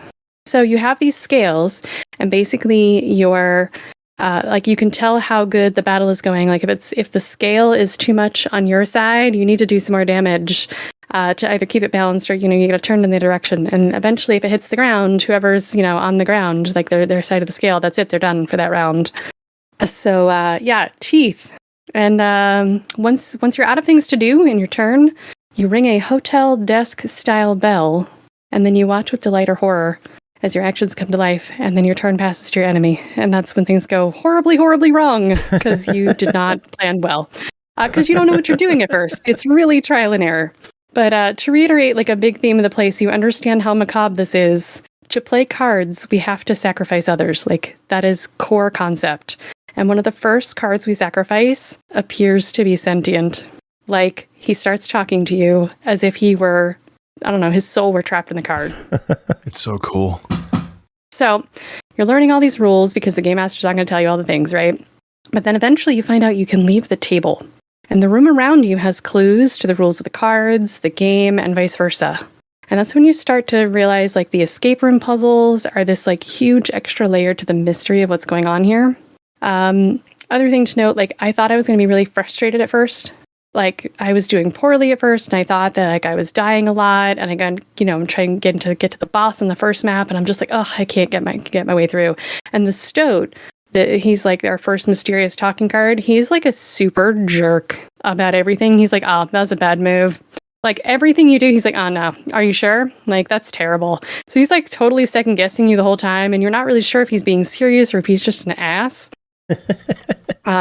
But you come back to the game after you've like explored the room, and it becomes more apparent like each time you come through that you're on this like adventure through the woods, or you're running into like places of worship and sacrifice and kindness and greed. And that totally plays into the theme you're starting to understand about the character that you have. Your game master is part of the Slavic mythology. He's a Leshy, and that's kind of in the description of the game. Eventually he gets named as such, so I'm not spoiling too much if you read the description of the game. But the artistic design of the cabin in this first act is all really about that. So you have all these like wooden masks that he's using, because the Leshy in the mythology is this like forest trickster god. and he shapeshifts into different people. So like if you've ever heard those stories where like you run into the old lady in the woods and she's like, "Oh, please help me, I'm starving." And you're like, "No, I don't have anything to spare." And then like horrible things happen, like your clothes disappear, or like, you know, all of a sudden all of the leather breaks on your harnesses and your horses run off and you're stranded in the middle. Like that's the Leshy, is that kind of, you know, like trickster, right? But if you help the old lady, something good might happen. And so that's kind of this character, and you totally get that vibe from this character.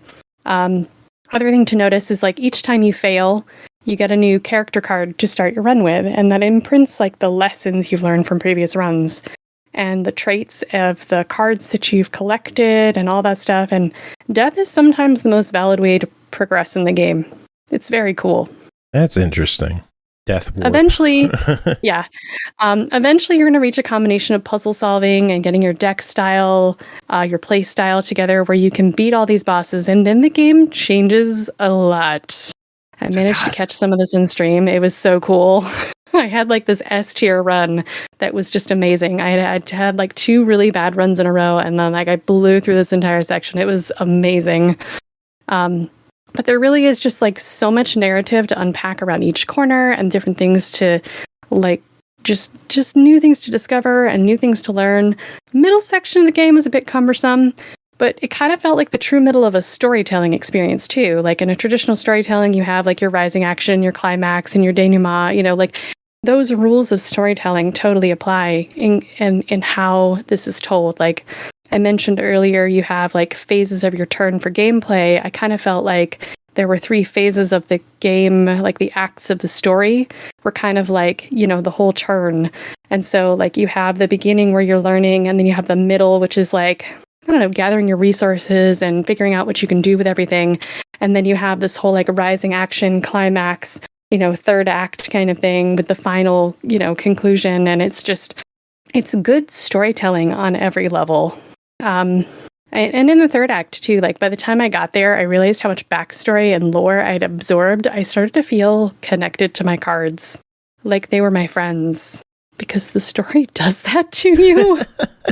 And like the cast of characters in these cards, like they all just have so much personality. The maps have personality, like everything, every piece, every cabin, every little like location is kind of its own little character. And then I have the sad thing to say, as far as this review goes, I did not personally get to finish after 24 hours the full story. Holy shit. I am so close to the end of the main story. A beefy game. I know, and that's I'm so close. But I do have friends who have played and were able to tell me a little bit if my suspicions were true, and I rambled fan theories at them, and they're like, "You're on the right track." So that I could say with confidence that it's going where I think it is, and you know, still not spoil it for you guys. But it's, you know, the story's going to shift some more, and there's just like any other Daniel Mullins experience, there's going to be all these twists and changes, and you're in for a real mind bender at the end. And I can't wait to finally get to that point. So, yay! Well, sounds like you enjoyed this one. So for $20, what are your thoughts? Absolutely worth the price. I would pay more. It's fabulous. And even if you don't like card deck building roguelite, if the combination of that sounds terrible to you, but you like weird stuff, you like good storytelling, it's still a win. Please go check it out. It's so cool. I have one question. Yes. I beat this last year on PC. And, okay. I'm curious to know exactly how it plays on console. I would say I could not tell you that it wasn't built for console. Okay. As far as, you know, the controls. There was like maybe 1 or 2 things where I was flipping through my cards to the table where like I hit it one too many times and it bounced fast. But the fact that it was that responsive is not necessarily a bad thing. It just means that like I needed to pay attention to where things were.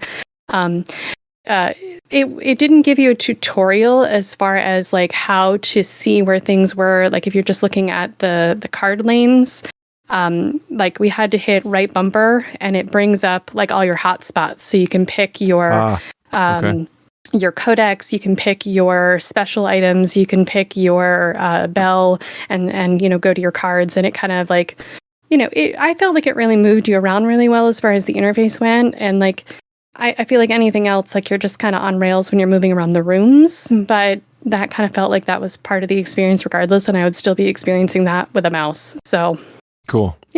Yeah, it's really, really, really good. There's another podcast that I'll be on sometimes, and I just joined them for the end of the year stuff to tally their numbers for Game of the Year and all that stuff. And this was by far my favorite story of the year, and it's a card game. I feel like the game is lucky that the card game is as good as it is, because I feel like my favorite part about it is the story. Right. I mean, it is a completely brain-busting, fourth wall obliterating experience. Like it is, It is just, it's that kind of like Wild Fez level of kind of, I felt guilty streaming it because I didn't want to spoil surprises for people. Like I really genuinely felt guilty about that. I was like, oh, maybe I can go on and I'll do some runs to like build my deck and like nothing will happen. And then I had that just S tier run and I was like, sorry, spoilers, because I kind of knew what was coming to a point. I had just like, again, I don't want to give anything too far away, but like I knew I was in that like end run of the first act. I had the item that I needed to go forth, and like, yeah, it solved all the puzzles in the room, and I knew I just needed to get to that next boss, and something cool was gonna happen. Oh, yeah, but I caught it on camera, and it was pretty awesome. Oh, and Pony Island, his old game is amazing. I've bought that for a few people. It's always like it's like $5 or something on. It is, and I picked it up and went back to it and got through the majority of. I got stuck at one point, like trying to find a ticket, but I got to go check out Hex now, or the Hex, because I haven't tried. Someone said that with the Hex there may be like connected universe stuff to Inscryption that kind of is like a good segue. So yeah, and I'm super into stuff like that with the expanded lore and yeah, super into that. So yeah. Cool. Well, we got to move on. Next game is Joe Wander and the Enigmatic Adventures, developed and published by Frozen Pixel, released April 7th on Series X and S, March 26th on PS5 for $29.99. Start the best enigmatic adventure of your life. Solve brain-teasing puzzles, explore different worlds with smooth platforming, and enjoy the beautiful scenery in this mysterious world of Joe Wander. Jacob, tell us, what is Joe Wander and the Enigmatic Adventures? So Joe Wander is essentially this Indiana Jones-like character. You're wandering around the different jungles and deserts and stuff. And each level you have to recover these coins. And there's also a number of puzzles that you have to figure out, like how to get from point A to point B. Usually it's a lot of like building stairs or, timing swings across pits perfectly and stuff like that. So you do have like some standard puzzle platforming gameplay in there, mixed in with the pitfall kind of stuff. But yeah, it's like a. I mean, I don't know if I mean, it's chill in the fact that you don't really die. You just get reset at the last part. You can't kill any of the animals in the area. You can stun them with your whip, so you can get you can move a block for a puzzle and stuff like that. You can jump on them. When you stun them, you jump on them and kill them. I never tried jumping on them. You dumb bastard! I'm dead serious. You never thought to jump on them? No, because when they were on their backs. No, because what happened is that first off, the game doesn't explain that to you, and what had happened is that every single time that one of them touched me, obviously it just resets you, and so I figured, touching that, being touched by them means you just can't do it. So I was whipping them and moving the blocks and the towers and. This game is probably a lot less frustrating. You were playing on self-imposed hard mode. That is beautiful. Yeah. I am so proud of you. I want to say I'm not going to lie. I mean, if that's a pretty good challenge run right there. Yeah. Don't kill any animals. True. I want to say how unbelievably good looking this game is. It really is. It looks very nice. This is photorealistic visuals with a cartoony character. And it looks really, really good. It's smooth animation. The water effects are really good.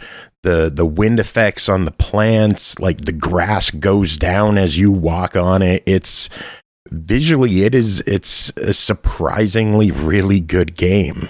Yeah. Cool. I agree. I really liked it. Yeah. There's 4 worlds in the game, so it's not like a huge, super long game. Yeah, it's not the hardest game in the world. It's fairly chill.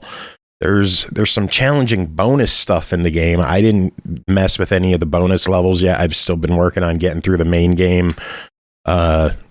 It's cool. I think it's a fun game. It's a cute game. I think the price is a little on the steep side. Yeah. At $30, I would personally give this a try. If it were $20, I would be on board. Yeah, agreed. That extra $10 just makes it kind of. I guess it went to the visuals. Because damn, the game looks good. But anyway, what is your official verdict at $30? I'd go with a buy it. I'm now really wishing that there was more of a tutorial kind of thing for this game, because that would have been good to know about the bugs or the animals and stuff like that. So I'm gonna go back and play this and not do it on challenge mode anymore. Proud of you. All right, next game is De-Exit Eternal Matters. Developed by Sandbloom Studio, published by HandyGames, released April 14th on Xbox One, Series X and S, PS4, PS5, and PC for $19.99. Embark on a surrealistic afterlife journey to discover the secrets of the broken and mysterious plane of memory in the cinematic adventure with a hint of stealth. Dive into a wonderful voxel world with an intense atmosphere and save the day. Aki, tell us about De-Exit. Voxel? Yeah. I love voxels. I like stealth, so it works. So in this, you play as a Skelly boy or Skelly girl.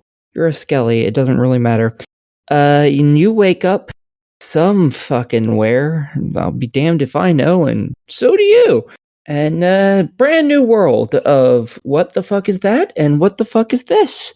And you're trying to, first you're escaping from this place that's starting to fall apart a little bit. And when it falls apart, it doesn't just collapse. It falls apart and then floats up into nowhere. It just goes pshoo and goes bye-bye. You're like, oh, well, that's cool. Only to end up being found by this other Skelly who's like, yo, you're important to us, even though you're like, I don't know where the fuck we are, man. And they're like, here, take my special object and get out of here. There's a big bad guy coming, and they're gonna kill the shit out of you. So you run like a little bitch, and then you wake up in town, and you are told you are what's referred to as a Lux, which is a special skeleton that is made to be a hero, instead of all the other Skellies who are Noxes, who are worthless shitbags, who can't do much of anything because they die real easy. And this is the world of memories. So you will remain alive here as long as someone remembers who the fuck you are. So you meet people like Mary Reed, the pirate, and a bunch of other people that I didn't know. Your quest now, whether you fucking like it or not, is to get to these 4 towers of light and turn them back on so that they will protect this plane of existence, more or less, from just being tossed into the void and disappearing forever. All the while, you can't fight for shit because you're just some fucking schmuck. You might have some special abilities like a lantern. That's one of the special abilities of your artifact, is you get to light things up. And you have to hide from these things called the Hidden, which are invisible monsters. And that's where the light comes in. You can shine it on them, and then they'll appear for a short period of time. However, if you hold it on them, they will eventually figure out where you are and come and eat your fucking face. So don't hold it on them. And yeah, it is a stealth game through and fucking through. You have to, crouch and hide in grass and avoid being seen by these things. Thankfully, they don't have gigantic sight cones, so that's nice. But they are faster than you, so don't get seen or you're fucked. Eventually you get some other abilities like, you can pick things up and bring them towards you or further away, things like that. Nothing super amazing. You can never be like, that's a hidden. I want to go up and punch it in the face and keep doing it until it dies. No, you don't get that. You get to hide. That's what you get to do. And yeah, all these hiddens are being brought in by Donovan, the former guardian of former Lux, who has apparently gone batshit insane and brought corruption and all these hidden in. So you have to power up these 4 towers that he turned off to protect the place and stop him from being a dick. And that's it. I had to restart 3 different times. Restart twice. You do? I've played it 3 times. Well, the first time I found out there's these little soul fragments you can find in each level. There's only 3 of them. They're not too hard to find. And they open these soul fragment doors, which give you a piece of some legendary armor that you equip. The armor doesn't do anything but makes you look cooler. Otherwise, you're just a naked skeleton. And there's an achievement for doing that. However, if you pass by any of this stuff, you can't go back to the area you were. So you have to get it while you're there, or you're not getting it unless you do another playthrough. So I accidentally bypassed one of the doors, and I was like, I'll just restart real quick and get back through there. It didn't take long. And then I got to Chapter 3, and I kind of completely broke the game because it's me. Proud of you. Yeah, so I contacted the devs about that, and they're working on a patch for that, which means I had to restart it again because yay! Yeah. So yeah, this game will take you a while. The first time through. The second time, you'll know where everything is because nothing changes or anything. And yeah, this is a decently long game. You get to talk to the other skeletons. They're all fun for the most part. Lots of them do have voice lines. I don't think all of them do, but most of them do. And there's some very nice voices for this. And yeah, I really enjoyed the game. It's a really good stealth game. What does it play like? Is it like a isometric, or is it, as you said, voxel? So I'm just curious to know what it kind of feels like, if you could compare it to something. I'm really bad at this. It's third person, a little higher than over the shoulder. Oh, okay. All right. Yeah. So it's a bit pulled out, and you can move the camera around, obviously, because it's not a game from forever ago. It reminds me a lot of Styx, the Styx stealth games, except for the camera's pulled out like twice as far. Cool. And you don't get to kill people with, which is a shame. Really want to kill things in that game. But yeah, yeah. Any other questions? No? Okay, that's my review. Well, I guess the only last question is, it's $20. What's your verdict? Fuck yes. This is an easy buy it for $20. Nice job with the game breaking bug, way to help make the game. I do that so often. I broke Mato, which is a game I reviewed earlier this year. I broke another game this year. I don't remember what it was. I break at least one game every year, at least. So yeah, that's what we do. Similar boat for certain things. Yeah, that's what we do. It's like by reviewing, we are de facto QA people sometimes. I was going to say, people that you get hired if you're a good game breaker. So yeah, for sure. It's value. That's it might be hard to get your fix in that day one patch, which is quite nice to have. Yeah. Yeah. Once I actually finished the game, because I haven't actually managed to finish it because of all the restarts. I would have already had it done by now, I'm sure. But restarting it and playing through it 3 times and now working on the 4th, it gets a lot slower at that point because it's like, I've already done this. I don't want to do this again. Oh, man. All right. Well, moving on. Next game is Panic Porcupine, developed by Shiny Dolphin and Spicy Gyro Games, published by HOF Studios. Released April 20th on Xbox One, Series X and S, Switch, PS4, and PS5 for $7.99. A meat-like, hedge-like mashup. Dr. Proventriculus, oh my god, is snatching up the chickaburbs. Help Panic blast through over 50 stages of topsy-turvy, spike-laced, slime-drenched, buzzsaw-filled death traps to rescue them. And remember, there are no rings. Bree, what is Panic Porcupine? Oh my goodness. So I'm going to start out by saying I did not have the best experience with this game. Also, animals. Lots of animals. We're going to talk more about animals. So the game starts out with a cutscene from what I think is a Sonic clone, showing the evil Dr. Negman Bonotnik. That's totally not his name. That's just what I called him, because he looked like he was an old science dude going through a midlife crisis and trying to look hip and calling himself Bo. His name is Evil Dr. Proventriculus, which, if you guys don't know, is the true stomach of a chicken where all of the digestive acids are. I have a diagram of a chicken. Please take a picture and send it. And he is harvesting the chickaburbs for nefarious purposes. Chickaburb, no. I know. And after that, we had a KFC. So he's got like skinny jeans and like an 80s, like, I don't know, kind of jacket. But he's trying too hard to act cool. But, otherwise he's got the whole like Robotnik kind of, whatever. But he's like trying to be cool. That's what he looked like to me. Seriously. So next we see our hero with the call to action high atop the mountain with the Sanguine Pangolin. And the Sanguine Pangolin has a portrait of a very beefy-looking blue hedgehog over his mantle. And I start to wonder if this is going to be Slashfic instead of a love letter to Sonic. And then we're told of a legend involving an awesome hedgehog who's supposed to save the day, but he got a movie deal. And then we have to settle for this neurotic porcupine who's totally just there for mental health help, but instead is thrust into a world he does not feel equipped to handle and told to save us all. I don't think I was prepared for this game. Yeah. So there's 6 zones with around 9 levels each and a boss at the end. We have the hills that are green.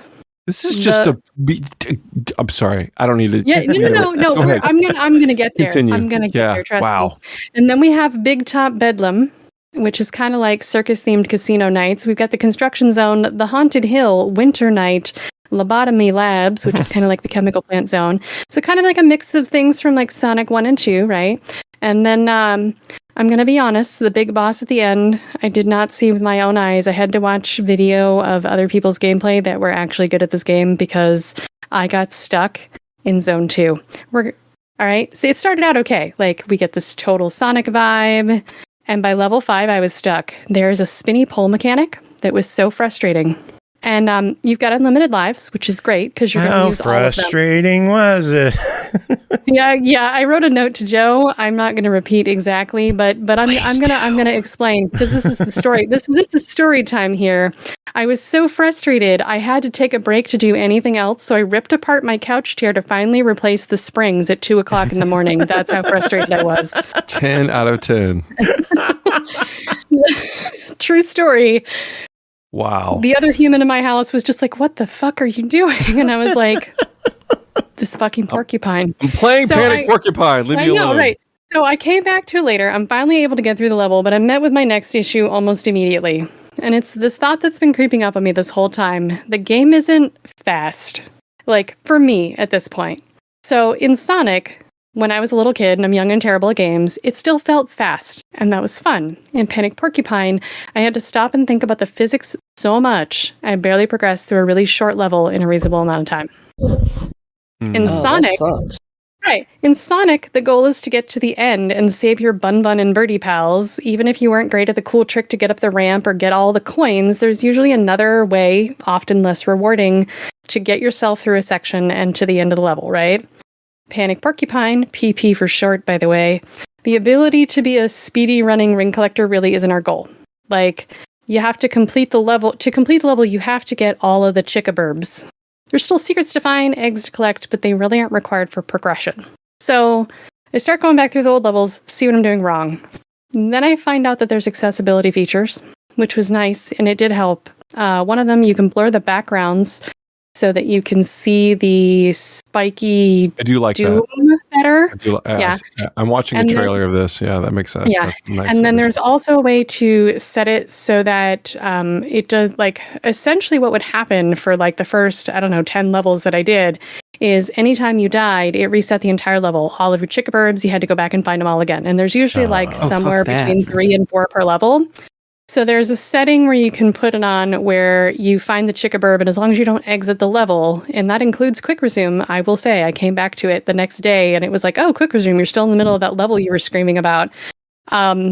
So, I only had that one chickaburb left to get, and I still have not gotten that one chickaburb to end that one level.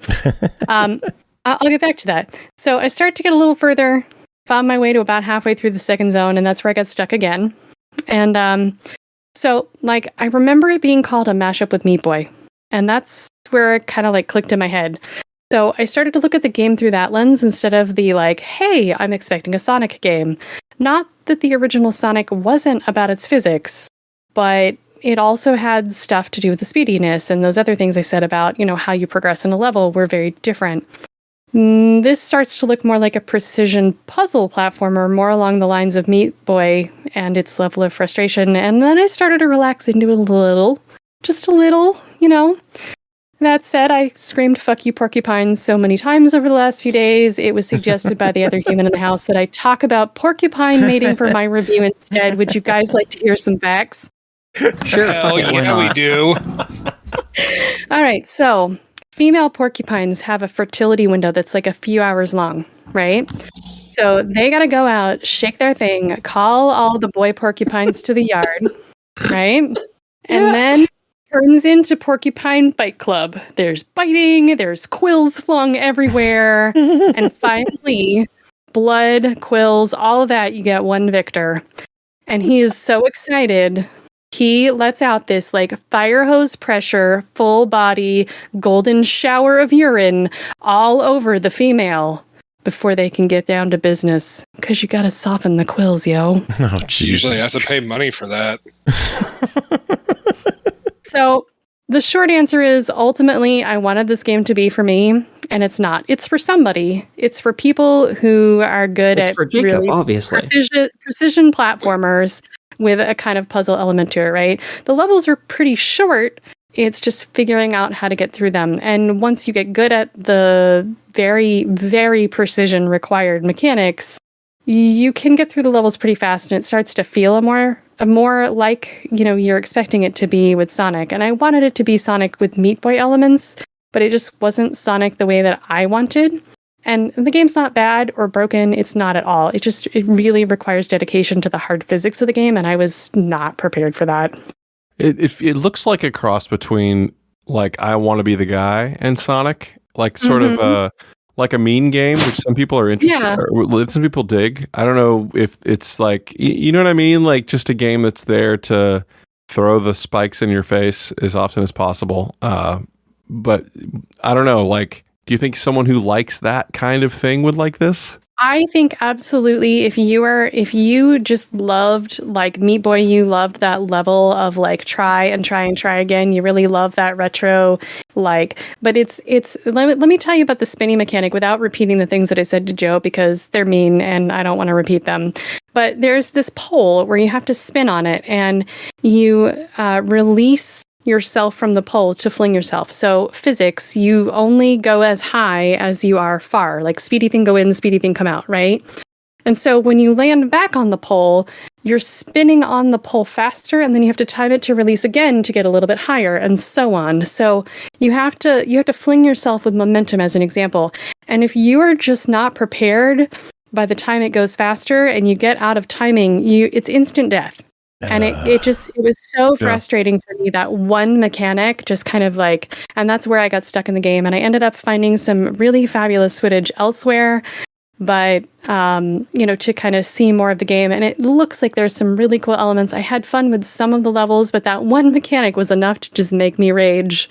So if you like, though, that precision element, that like really tight, you got to get it perfect kind of stuff, you might really enjoy this. And if, you're just in it for the Sonic, I mean, again, the original Sonic had a lot more of that physics element than, say, Sonic 2. And I think I was hoping more for that, like, Sonic 2 kind of fun vibe with a little bit of extra challenge to it. And it's just not quite what I got. So. Well, it's $8. What is your verdict?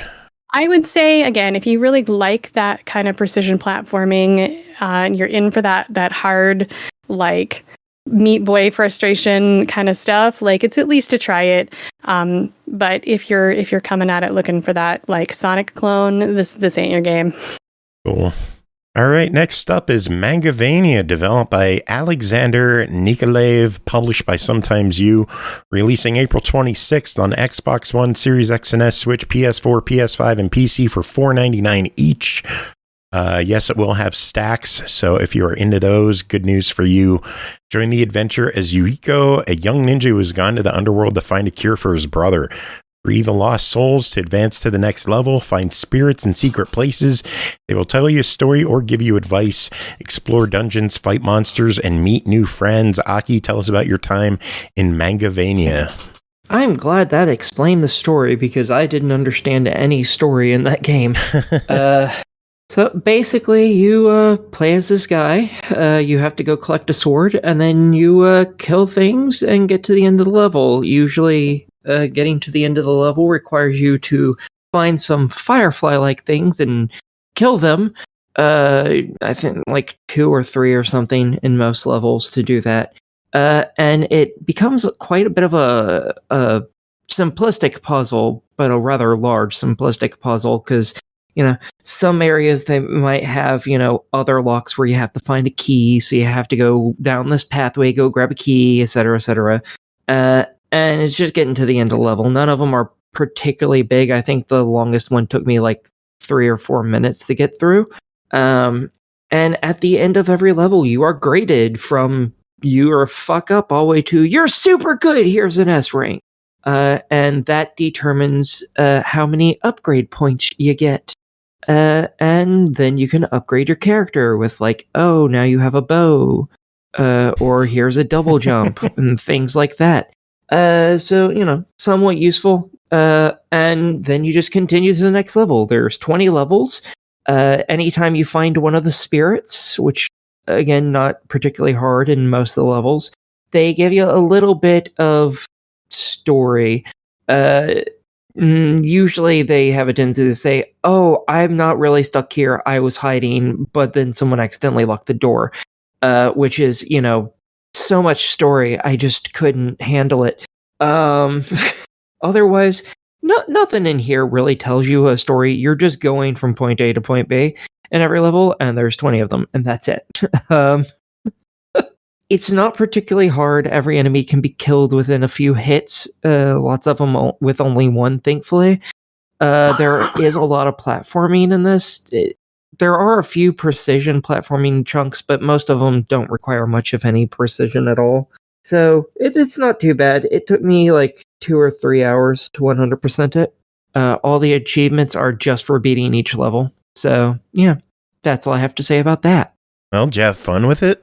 It was okay. I didn't hate it, but it wasn't that it was bad or good. It was just barely memorable. Which is kind of a shame. It's just, if you've played a platformer, you've probably played a better one. But it's not, bad. It's just, it exists. Yeah. That's it. Well, it is $5 and it is presently on sale for the next couple of days for $4. What are your thoughts? I think it's worth that. It's not bad. So yeah, if you like precision platforming and hitting things with a big sword, then fuck it. Why not? Sounds good. Next up, we have some DLC for Vampire Survivors, Tides of the Foscari, developed and published by Poncle, released April 13th on Xbox One, Series X and S, and PC for $1.99 as DLC for Vampire Survivors. Man, they're getting really expensive with this game. I don't know what we could do. Tides of the Foscari is the second DLC expansion for Vampire Survivors, introducing another huge stage, as well as a new slate of new characters, monsters, and weapons to play with. And of course, secrets may be lurking in the shadowed canopies of the deep forest. As always, we can neither confirm nor deny the presence of vampires. Jacob, what is going on in Tides of the Foscari? So this one kind of takes like a RPG-esque, direction towards it. And it's not set up like the other ones. This one has like this weird labyrinth, like in the middle, but also with certain characters after you've unlocked certain stuff, which of course I know I'm talking in the vaguest of terms, but if you've played Vampire Survivors before, you know, like this is the kind of stuff that you're in for. Yeah. You know, you have to unlock certain characters, unlock certain weapons, go back to playing certain characters who then have to go to X place on the map. You know, you defeat the things around it, you unlock this character, you have to pay for it, blah, blah, blah, blah, blah, so on and so forth. And then you've unlocked, you know, like the special hell level that's a 7-Eleven out in Kansas or something like that. I'm just, you know, it's all over the place. But you're all over the place. I agree. But again, so is this DLC. And there are new powers that you can unlock, which are really just like, it's more magic oriented stuff. And then there's also this badge, which then makes the enemy, like the monsters, stronger. And a lot of that stuff can get upgraded, and of course, make new weapons when combined with other stuff. And it's a lot of just playing around with the different combos and finding out what works for you. And honestly, this game, like this DLC, just gives the game even more longevity. Because of course you can then go back and play the old maps too with these new characters and weapons and see what happens there. Yeah, because if I had a gripe with Vampire Survivors, it's just that it was too short and not enough content. Yeah, like you definitely, yeah, like I mean, they're just robbing you for that $5 these days. I was done after 10 minutes. You know, that's how I was done after a solid 7 months of gameplay. So I just. What's the point anymore if it's only got that much content? So yeah. So this is $2. What do you think? Is it worth the additional $2 investment into Vampire Survivors?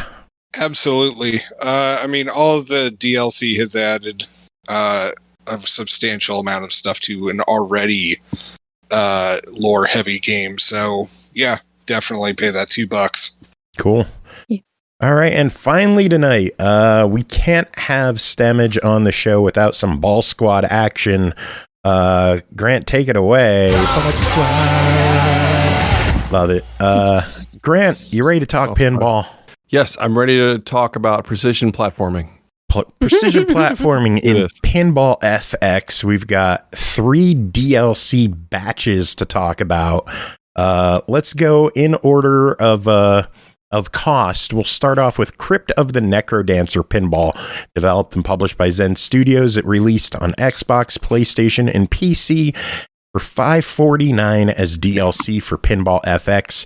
Challenge your skills in this pinball and rhythm fusion table, which captures the wacky atmosphere and killer soundtrack of the acclaimed roguelike. Stop the NecroDancer once more as you use your flippers to battle bosses and acquire the golden loot. Brent, what is going on in the Crypt of the NecroDancer pinball table?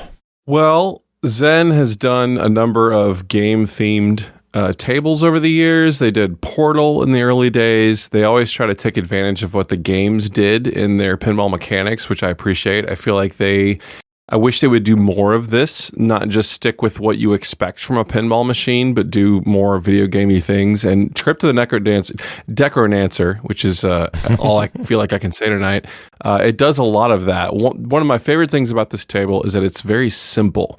I feel like a lot of the tables they put out, they're complicated. They have a lot of ramps. There's a lot of stuff that might be hidden in the back.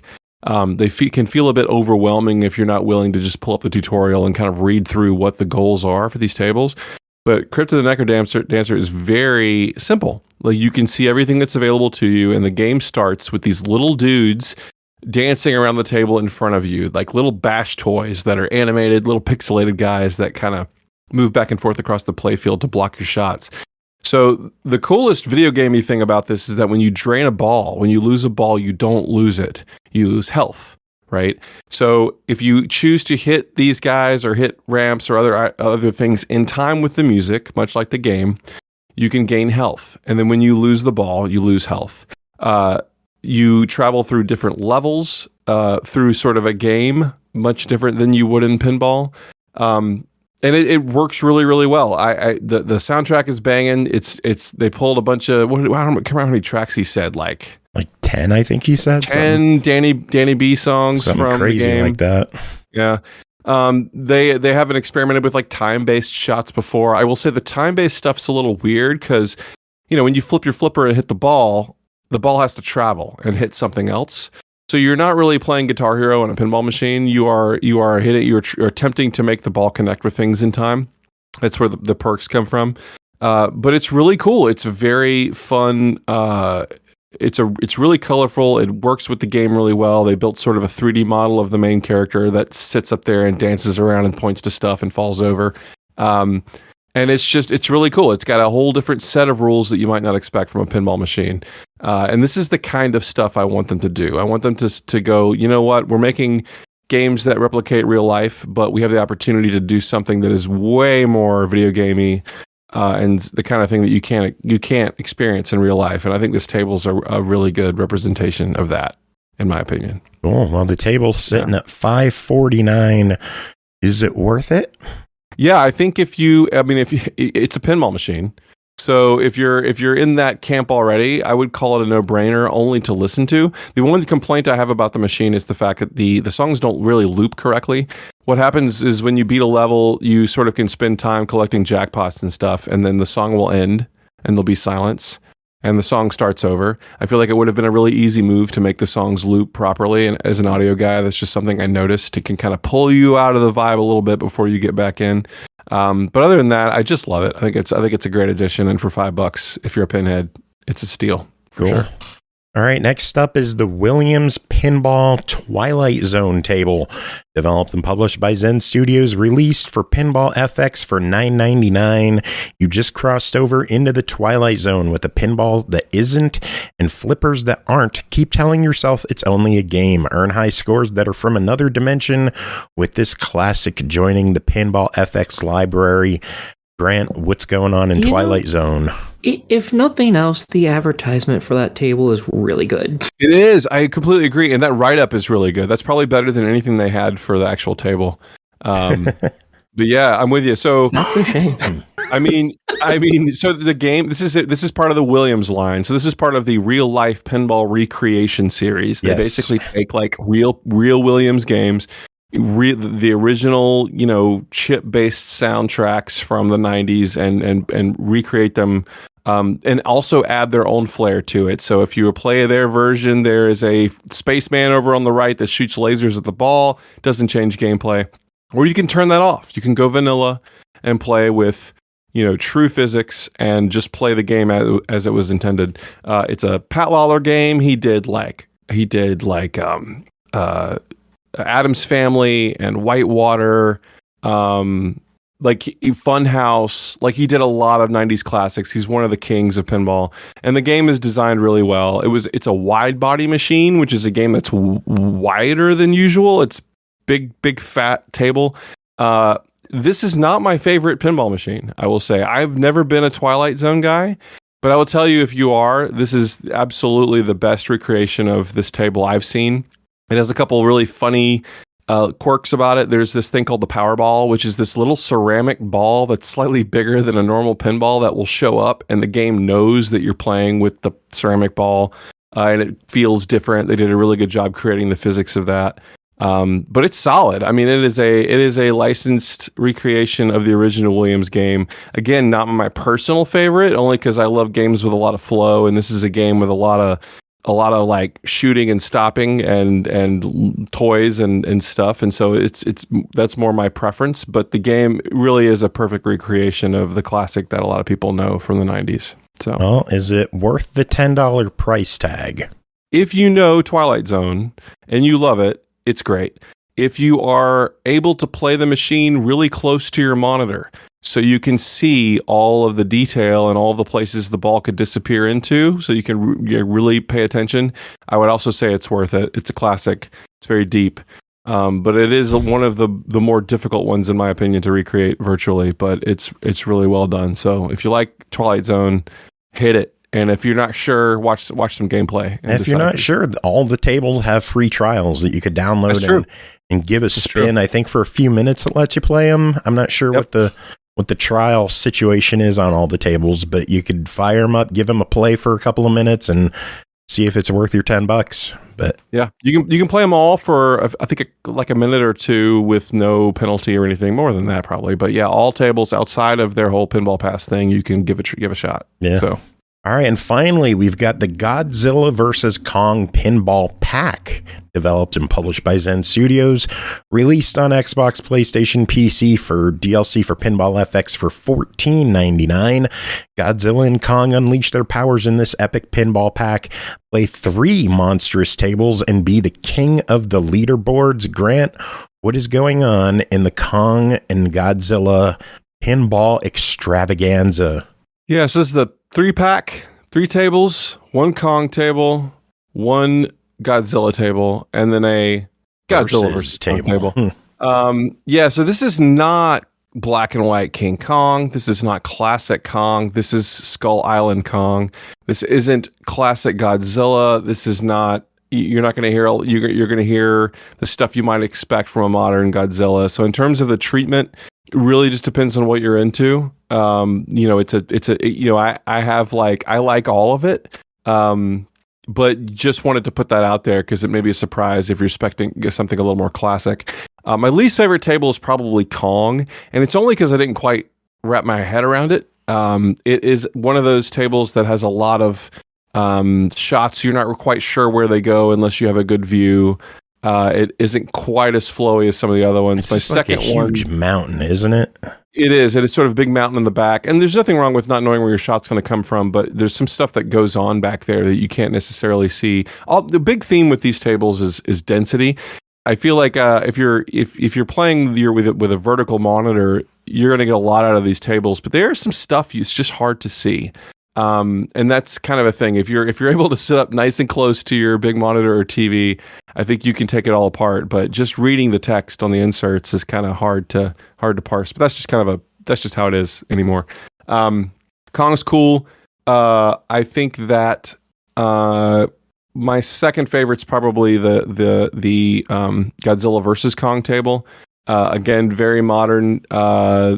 Not a lot to say about it other than I think it's one of the ones that you're probably going to have to watch a tutorial to really sink your teeth into. Sometimes you can just play a pinball machine and shoot for the flashing lights, and that's all you really need to concentrate on. But there's a bit more complexity in the versus table. Godzilla, Mel had mentioned it being his favorite when he was on the show a little bit ago, and I think it's probably my favorite as well. It feels more like a 90s table to me. Things are a bit more open, but there's a lot to shoot for. You can follow the ball a lot better. I even mentioned this in the interview. I love the spines on the side of the table. Yeah, it's rad. It feels big. I mean, that's the kind of stuff, again, you can't do in real life. And they're really going for it. So I really like Godzilla. There's one thing that they do that I don't enjoy, and they've done it in the run of tables in the last like 2 or 3 years, but in my opinion, if you're going to take points away from a player, it needs to be justified. And what happens a lot in their tables is that a lot of times you're trying to light up a bunch of lights in sequence. Maybe it's the in lanes where the balls come back to your flippers. And if you accidentally roll the ball over a lit light, the light turns off. And I don't like that. That's something that's bothered me in their last few designs. I feel like you should never remove the forward progression of a pinball game. You spend a lot of money to get there, and I feel like that's just that's sort of like you're gonna lose, right? You lose at pinball, you lose at Tetris. You don't want to feel like you don't want someone to feel like they've made any sort of backward progression. So in terms of scoring and design, that's probably my biggest critique of this package. I think this package is really, really good. I think if you're a fan of the of Kong and Godzilla, it's a pretty killer set of tables. I will also say that there is a long list of really good packages of tables that Zen has done, some licensed, some unlicensed, that cost a bit less. So again, play the trials of these and see what you think. See if they grab you. So the Kong and Godzilla pack, I think it's good, but I do kind of want to spend more time with it and see if any of them kind of have the lasting power as some of their other creations. So yeah, that's my take. Cool. Well, that one is $15. What are your thoughts on that bundle?